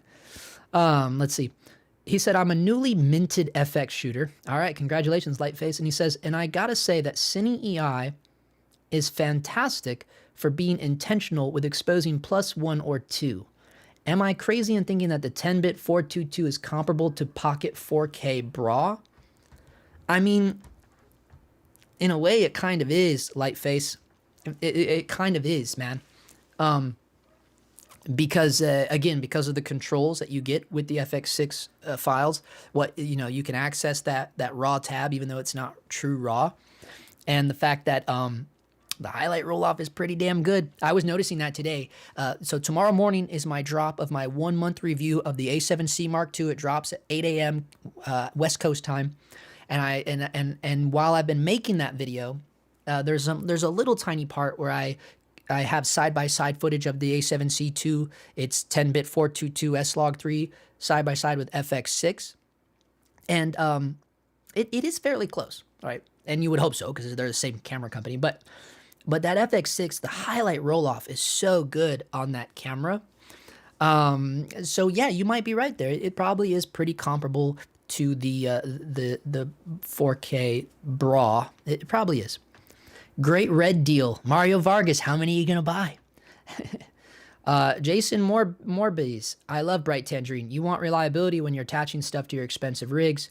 Left field quick release system lives on my Sockler tripod, Movi Pro, and Dana Dolly head. Yeah, you're 100% right. And that's a good way to look at it too, right? It's like you spend the most, and it's the last time you'll have to spend that. And I know that's not how it's said, but you know what I'm saying, right? Buy smart, buy... you guys know the slogan. You know the cliche thing I'm trying to say right now. But yeah, 100% correct there, man. When you have that expensive gear, and then you're going to put like some shitty like $25 top handle on there, even though probably it might be better than the one that's already on the FX6. But yeah, if you get the right... If you get Bright Tangerine stuff, you know you're getting something that is going to last, and it's gonna run its time, man. And 100%. Justin, our back of the truck projector screen loudspeakers denied by Sundance Doc is the death of red cinema. We won't win any awards, and we will definitely get arrested. The Lorax is insane. You guys got to lock him up. Not DJI. They make all these accessories for DJI gimbals as well as ways to use different focus motor brands together with them and stuff. Probably not well known, but innovative. Yeah, I don't know. Last wish for the FX6 to be the perfect camera. Open gate. Everybody, yeah, Vin. Everybody wants open gate. And don't get me wrong. I would love open gate. I would love open gate. I would love medium format open gate. Now we're getting greedy.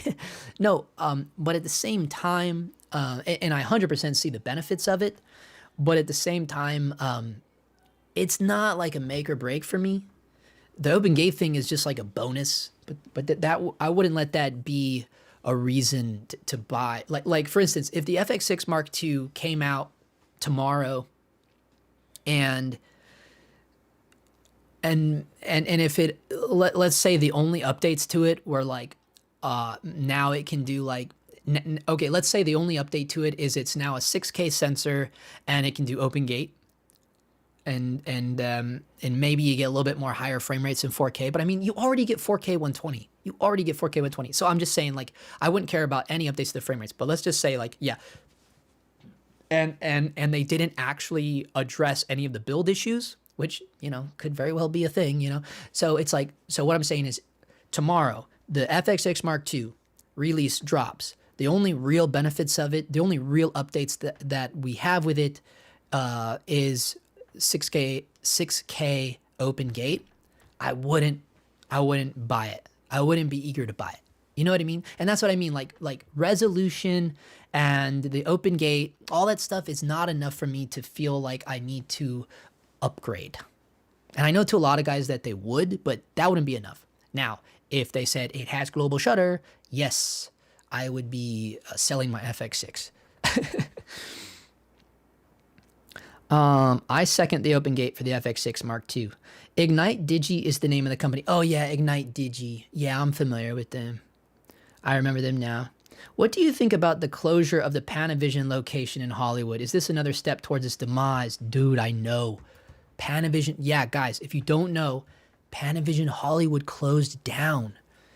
Dude, you know, and it's so crazy because that came out, the news about that came on the heels of me seeing so many smaller rental houses closing And not only that, but guys with vans selling their vans, getting rid of all their stuff.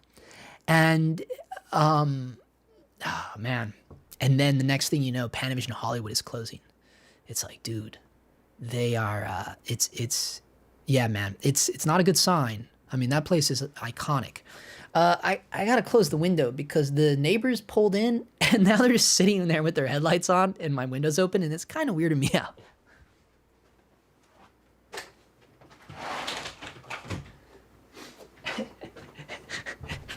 They backed into the driveway and then they just sat there and I was like looking directly into the window. I'm sitting here trying to talk to a camera and they're probably just like sitting there looking at me. I'm like, dude, I gotta close that window. Let's see. Yeah, dude, they closed it, man. They closed it just recently. Yeah, he said he would just prep there in Albuquerque. It's still here. It's still there in Albuquerque. Yeah. Well, I mean, dude, yeah, it's probably going to dominate for a long time there, you know. Stuff out here is not looking too good.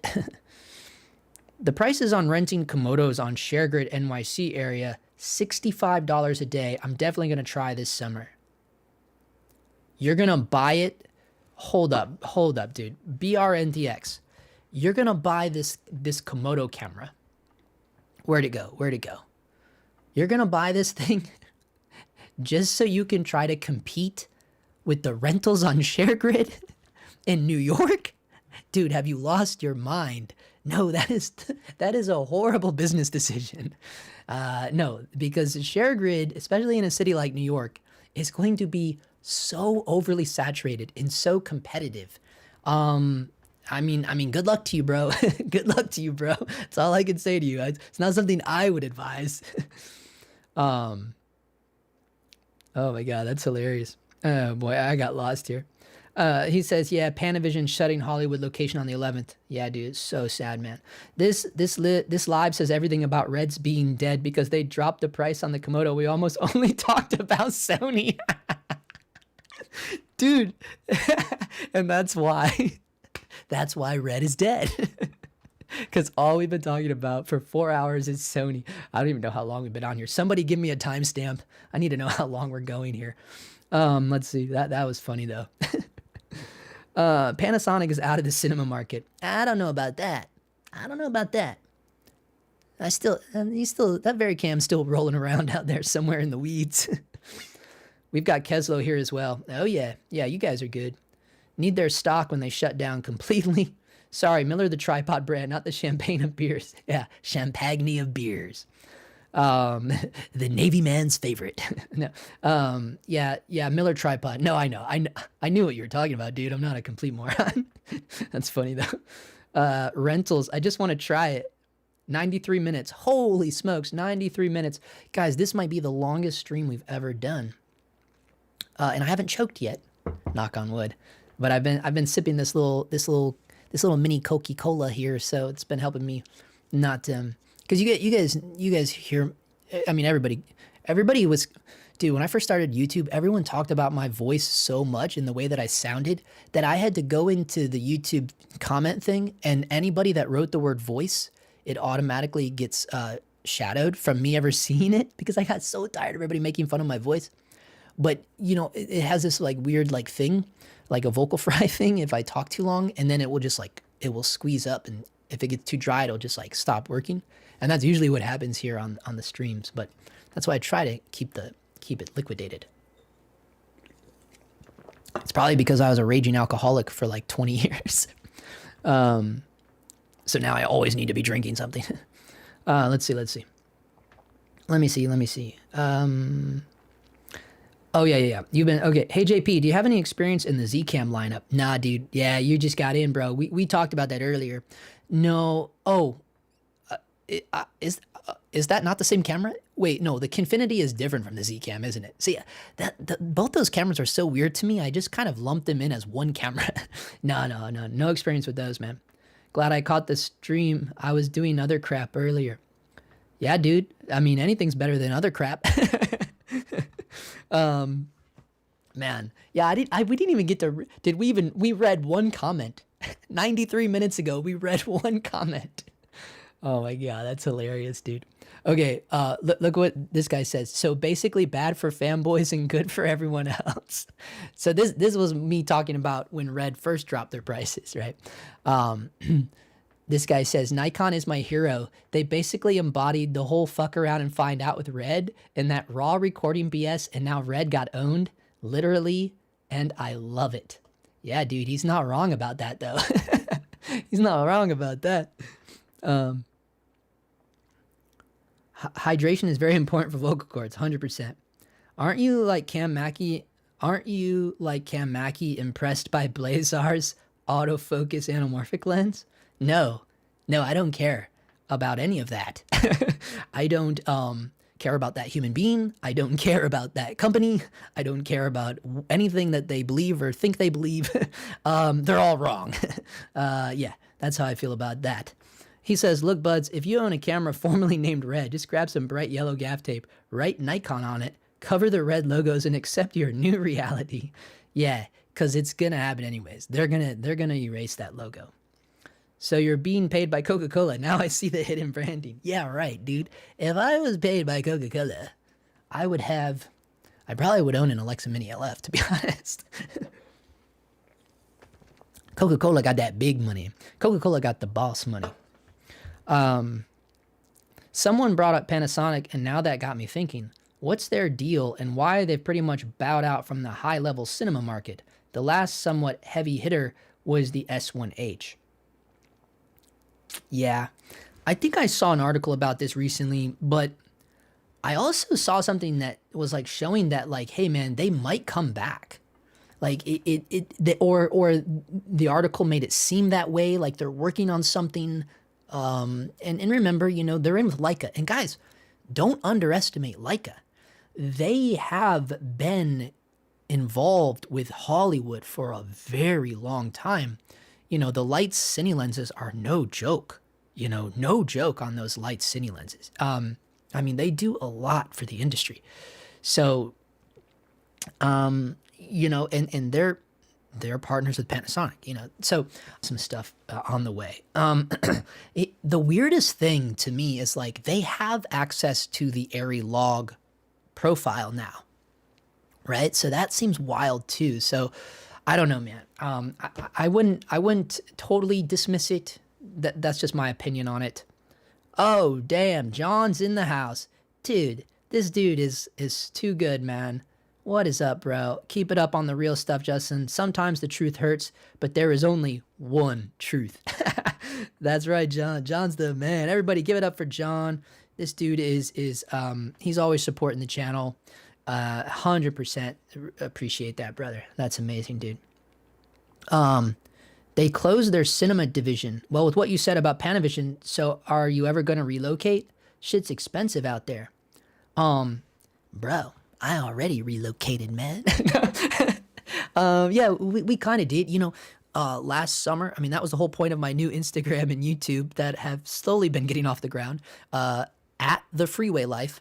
That's what we did. I did 11,000. Dude, we sold all of our stuff, and the stuff that we didn't sell, we put into a storage unit. And this is all coming out in the next episode at the Freeway Life. And we did 11,000 miles. We traveled 11,000 miles, and we visited 14 different cities. I documented. It's mainly like, you know, documentary, street photography stuff.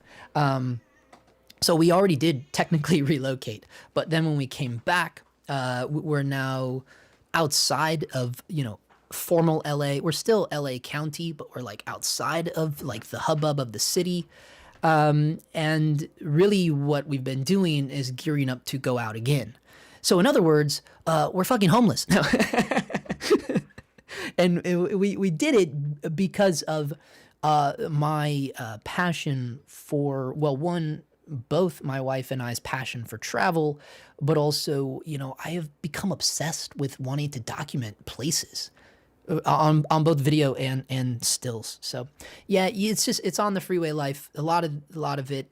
In the second episode, will give you the full, because my wife was recording everything the whole time, and it was pretty gnarly what we did.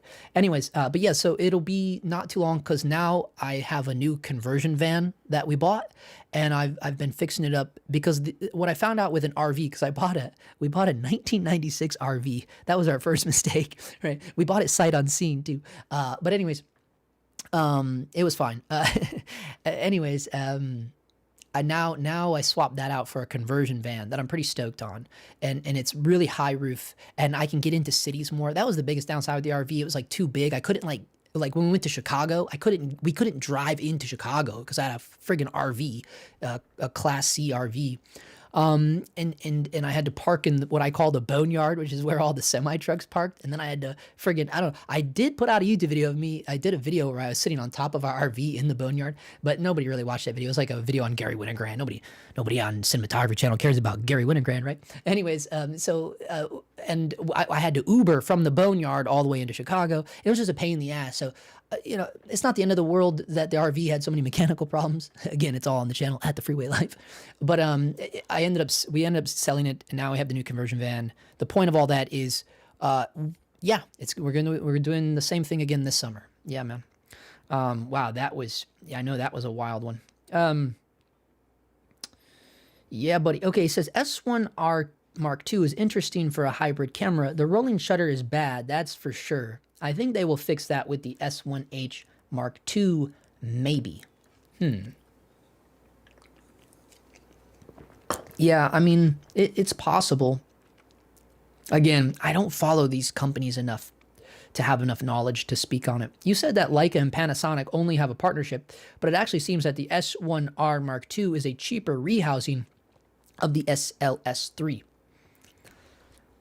Yeah, but that's what it's always been. Like, look back when they were partnered with Minolta. Remember the CL and the CLE, right? There was a Minolta CL, and then there was a Leica CL. It was literally the same exact camera.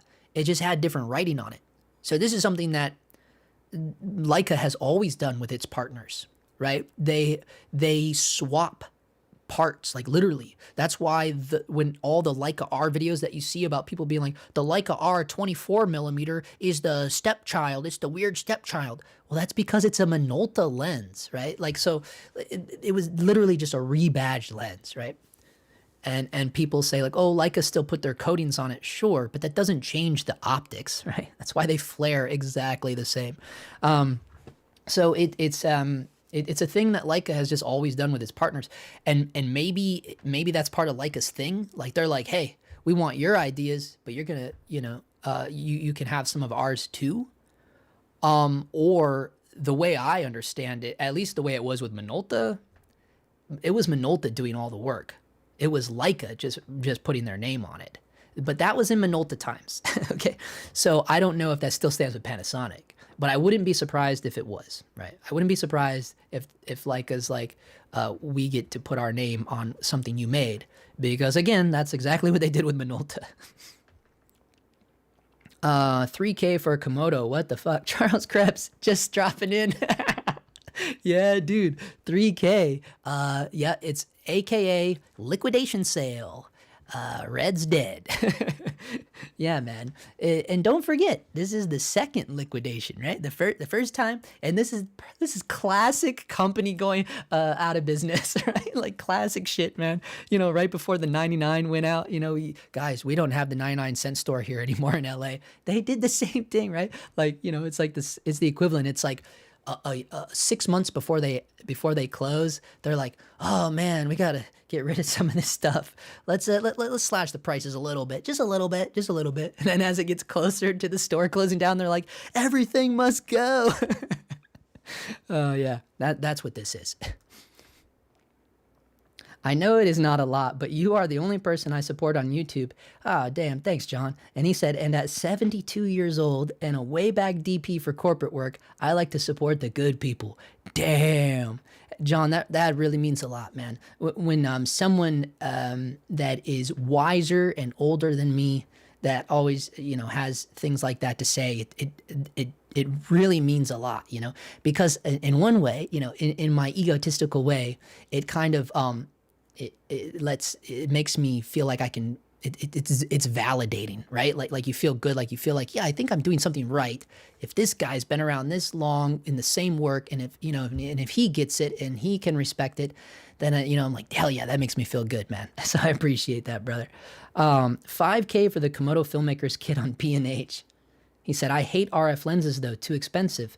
Yeah, they are too expensive. And also, this would be the worst purchase you ever made in your camera life. Dude, just think about the media. No one uses that shit anymore, dude. It's a horrible, horrible idea. Don't do it. He said, all this talk about the Leica M stuff, have you seen the Typox Cine line? DZO's little sister brand. Yeah, of course, Jared. I got my eyes on everything. Are you kidding me? I'm a YouTuber. Yeah, man. Yeah, I saw it. Yeah, you know, I'm not a fan of the Typox brand. I did a video where I was kind of dragging them through the mud a little bit, and a lot of you guys probably didn't see that one because it was one of my, you know, photography videos. But Typox are a little bit of a thief. So I don't. And it's interesting because, you know, it's like, where do you draw the line between an homage and just straight theft? You know what I mean? It's one of those weird things where you're like, is this okay? Is this gonna be okay? Yeah. DZO is killing it lately. Are they though? I just bought my Dragon 6K full frame. Hell yeah, Charles. Hell yeah. Insane says, in fact, we're going to see all digital cameras drop in price in the next few years, and these cameras will only be used for creating art as AI video technology takes over the industry. You know what, Insane DB? We talk about this all the time, my wife and I, and I was just telling the DP I worked with this past weekend on the commercial I was B-cam opping on. I was talking to him about it too, and you know, my wife and I have this theory that real filmmaking, you know, like DOGTIMES stuff, Robert Rodriguez style filmmaking, or, you know, Sean Baker, you know, like that kind of filmmaking, that's going to be like the new hippy dippy art. You know, that's going to be like the very niche thing to do. And yeah, the rest of it is going to be AI, 100%, 100%. I'm not saying next year. I'm not even saying 5 years from now. But yeah, it's going that way, 100%. Just like photography replaced illustration and advertising, we'll return to the era of Panavision where cameras weren't sold but rented. Yeah, it's the same thing as digital and film, you know? But lately, you know, film has hit such a huge resurgence that even yahoos like me are doing it, you know? If idiots like me are getting into film, you know it's making a resurgence. But it is the same thing, right? Film and digital is kind of the same thing as like AI and, you know, current natural filmmaking. Wait, what? 3K? Someone else just dropping in. This is funny. Wait, what? No, worst decision ever, guys. This is liquidation. Don't waste your money. Don't waste your money. He says, and professional digital cameras will eventually fade away. Nah. You can't say that because now you sound like, yeah, film will die. You know, you don't want to go that route because film never died. And it's not going to. Just this year, a bunch of Chinese companies are making their own film, like from the ground up. So no, if Chinese companies are doing it, no. So film's not dead. And it's the same way with this. Digital cinema production will never die. It will just become like the cool A24 thing. You know what I mean? I dropped Panasonic since the GH5, but still respect what they do, keeping the prices lower than the competition. All the tools like false color, good waveforms, all the cine tools, OpenGate, etc. 100%, man. The GH5 was an amazing camera, except that little itty bitty sensor. Other than that, awesome. Well, if Mickey Mouse can go into the public domain, I think lens designs should be able to be replicated too. Yeah.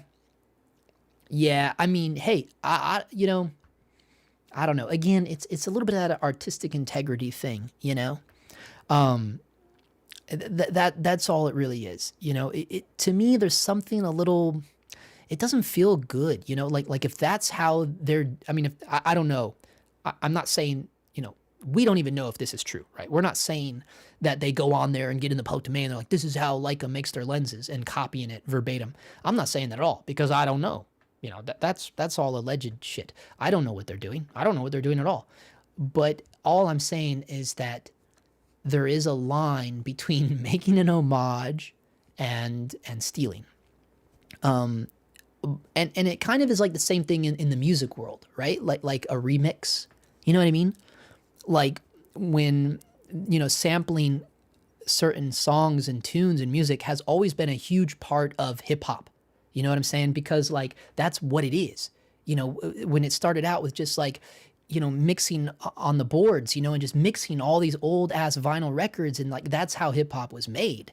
So it's always been a thing to like remix classics in that genre. But then you have people, you know, that now get money for that, them sampling that, and they will always get that check forever and ever and ever, you know, because that's their original beat.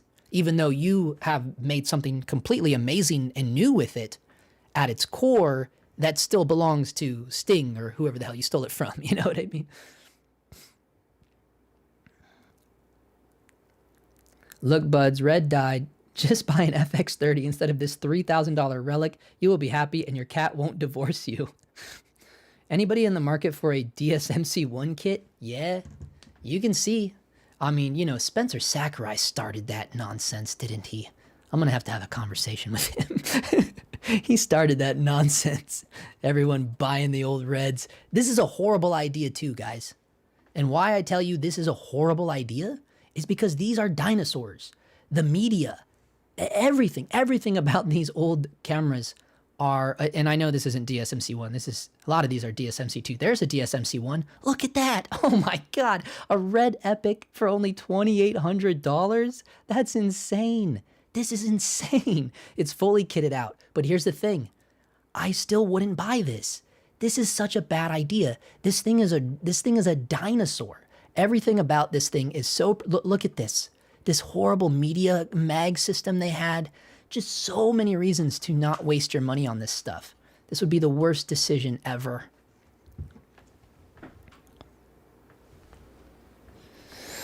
Oh boy, let's see. People should concentrate on making a good portfolio than complaining they can't get a good image out of a Red. Yeah, I agree with you. I never said I couldn't get a good image out of Red. What I could say though is that I never get a good image out of any camera. But it has nothing to do with the camera. I'm well aware of that. Let's see. Nah, for real. These new Sony cameras make digital noise unacceptable by standards now. Charles, you are not wrong about that. The digital noise that the FX6 has is so bad. It's worse than the FX30. But what I will say is that it's very easy to clean it up, but it is kind of a bummer that it is a problem. And what I have noticed though is that if you turn the camera's internal noise reduction off, it does improve. But there have been scenarios where I was like, what is this? And the crazy thing is that on the EL zone and even on the actual camera's meter exposure, it's like has more than enough light there, you know, like it's able to, you know, read the data. And when you get it into resolve, you're just like, what happened? What happened?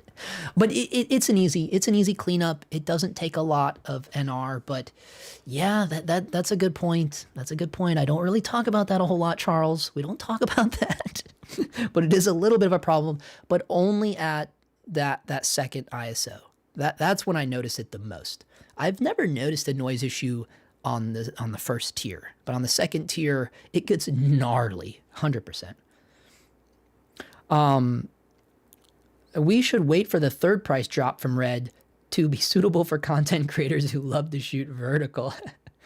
He's trying to get under my skin now. He says, this is the worst timeline. What? What's the worst timeline? What, my video? He said, Ron, we are living our best lives right now, but, oh, he means like where we are in the world. Oh, don't get all depressed, Ron. Don't get bummed out, dude. It's going to be all right, man. You know, it's just, this is the way the industry is. It ebbs and flows. It's a roller coaster, man. My whole life has been a roller coaster. You know, that's just what it is. You know, it's gonna be okay. It's gonna go back up, bro. It's gonna go back up. It has to. That's how the ping pong game works, man. That ain't saying much. Ah, Ron, it'll be okay, man. He said, yikes, made the worst decision ever. Hey, those Sony Venice cards are also kind of gross as well if we're going to pick on red. Yeah, I know. But I mean, that's kind of, I feel like that's kind of, you know, turning into a dinosaur in its own right too. Okay, so question for you. Okay, let's see. Excited for the 4th gen Reds. Let's hope they don't do a Dre Beats. It won't be a Red. It will be a Nikon. He said, when does the camera matter versus not? On one side, I hear just go and shoot with what you have, but on the other side, there's a reason better tools can help make a better image. Yeah, man, but you need everything. You know, you need it all, you know, and I don't really make videos about this stuff, but I see people that do. And yeah, you know, I get it. It's like, you understand, like, yeah, man, you know why they tell you that the camera doesn't matter, right? We all know why they say that. They say that because they want you to be a better artist, right? They want us to understand light and shadow, and they want us to know how to control the light and shape the light, and they want us to think about composition and framing and like all of the beautiful artistry of it all. That's why people say that the camera doesn't matter, right? But in actuality, it also matters. Not as much as the artistry of it, but it still matters depending on what kind of art you're trying to create, right? So this is where you get into the painter world, right? Any badass painter has all kinds of different brushes and like crazy shit. The other day I was watching this video with Ed Templeton. If you guys don't know, Ed Templeton, the owner of Toy Machine Skateboards, legendary. I met him, but he also just put out an awesome like lifelong photo book called Wires Crossed. Actually, I'm wearing his friggin' shirt right now, dude, because I met Ed Templeton. If you don't know, we're gonna nerd out here. This is his Wire Cross t-shirt. On the back, it has a little alien dude squished in the book with a Leica camera. Anyways, but he also, he's a painter. Ed Templeton is a painter. And I was watching a video of him the other day, and he was like, he had this big round tube, and he was like, you know, he had his canvas hanging up on the wall, and he's like rubbing this tube on the painting. I'm like, what the hell is that thing? And at first I thought he was like hand holding the actual thing that you're supposed to roll with, which some of them do that too, but it wasn't. It was a paper towel thing. But this is my point, right? Like if you're a painter, you're using all kinds of different tools depending on whatever it is you're painting. There's probably never a point where one painter uses every single tool he has on one painting. Probably that has never been done. I wouldn't imagine so, right? But they have all their different little paint brushes and little weird sponges and tubes and whatever they have, little spiky things, right? They have all those things because they need them depending on whatever painting they're creating, right? Same thing goes for cameras, man. You know, not every camera does the same thing, and that's why different tools and different lenses and different cameras are chosen for different projects. So to me, it all matters, right? It all matters. And anyone that has convinced himself that it doesn't, just seems crazy to me. It just seems crazy to me. Because even I can open up any article of the American Society of Cinematographers right now, and every movie and thing that they have articles about, there's a little box that gives you the technical specs of every one of those films or TV series or whatever it is that they're talking about. So even ASC cares, right? And they're like the elitist of our little camera world. You know what I mean? So it all matters. It all matters. Nikon Beats by Dre Red Edition. End of the day, the camera is a hammer, just a tool. Takes a village to create larger productions, so much more than the cameras. That's the whole beauty of production. Starts in your head. That's right, Content Shack. Or in your case, it starts in the shack. Sorry if that whistled. Honestly, the resurgence of VHS cams or other like low quality cameras with good audio proves that just put work in and all the other stuff will fall into place. Right, but it's like, it's for a specific aesthetic. You know what I mean? It's for a specific aesthetic. They're not just going to start shooting Marvel movies on VHS cameras. You know what I mean? Well, there you go, right? You need certain tools for certain aesthetics. Every show has its own unique look. You're not going to get all of that unique look just because you're an amazing artist. You know what I mean? It's also going to depend on the tools that you're using. How do we feel about the FS7 or C300? Super cheap these days. Yeah, Trevor, what up, man? I just got back from Vegas. I was working as the B cam operator, kind of like / second unit DP, but not DP, but B cam operator. But what I mean is like splinter unit, like the splinter unit guy. But we were shooting on C300 Mark IIIs. And those are pretty old now at this time too. I don't have any qualms about the C300 Mark IIIs. I love the C500 Mark II. I was a BCam op on a documentary, feature-length documentary where I shot on the C500 Mark II for all summer. This was way back in 2020, our beloved 2020. I don't mind Canon's EOS cinema cameras. They're actually really good. I think their manual focusing aids are amazing. I love the manual focusing aids where it's like the line and the line and then they meet together in the with the triangles. Oh, it looks like the place they're gonna FaceTime me where they're doing a location scout right now. So I may have to jump off here, guys. I just got a message where they're doing the location scout. All right, we're gonna wrap this up. Let's see. Dang, 50 people in here. I know, man. Orange, it was a killer. It's been like that for a really long time. That's why I'm like, dang, I don't want to get off, but I'm going to have to FaceTime with these guys. He said, the Mr. Miyagi teachings, LOL. As long as the technical aspects cover the industry standards, everything else is art, 100%. Here's the realest question. Do I got to go through an agent to try and cast you in a trauma film or what? Jared, I do have representation, but no. Dude, if you got something going down, just hit me up, man. That would be hilarious. Just hit me up and we can talk about it. He said, what it is that you would say, I reached my greatest achievement now. What it is that you would say, I reached my greatest achievement now. You mean for me personally? Like, what would it... Can you speak normally? Stop stammering. Derek Chen. I'm not the most articulate human being, Derek, so I apologize for that. I can't wait to get you on a live stream with 48 people that you're talking to and you're excited about life and just everything about who you are. And I can't wait to see how beautiful your diction and your delivery is on your live stream, Derek. So be sure to come back and invite us all to that. And also, yeah, I'm not a normal-minded person as well, so I'll leave that there. Let's see. What it is that you would say I reached my greatest achievement now. I honestly don't know, Ancient Mystery School. What could it be where I could have my greatest achievement? I probably could never be satisfied. I'm pretty pessimistic, and I think my wife would agree with me on that one. Unfortunately, I'm a glass is always half empty, right? That's the one, yeah. Because it made me think because I don't even have a glass. People are like, oh, mine's half full, mine's half empty. I'm like, oh, good. I didn't even have one.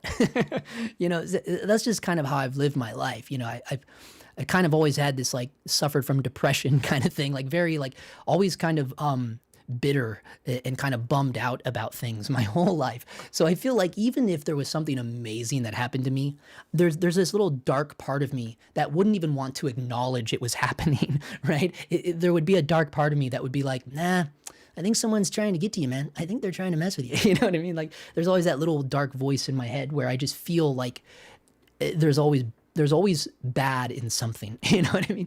And it's, I know it's, you know, it's something that obviously needs to be improved upon, but it's just something I've always had my whole life. So I don't know what it would be if my greatest achievement ever, you know, I honestly don't know.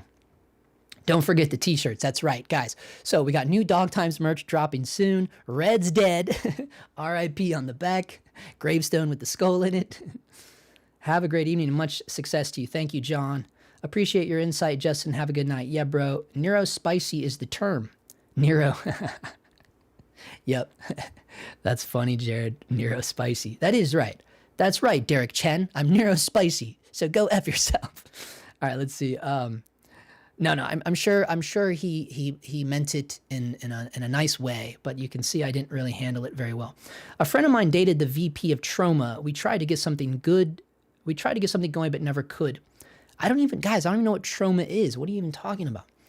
Okay, yep. Yeah, dude. Thank you, Jared. Thank you for your time. Have a good night. Thank you, Ancient Mystery. All right, dude. Thank you, Orange. Thank you, guys. All right, guys. Thank you so much. That is the end. Holy cow. We got to get a timestamp on that one. That was a big one. Thank you all so much. On your way out, for those of you still in here, hit the like button on your way out. It'll help people find the stream that weren't able to tune in on it live. That was a good one.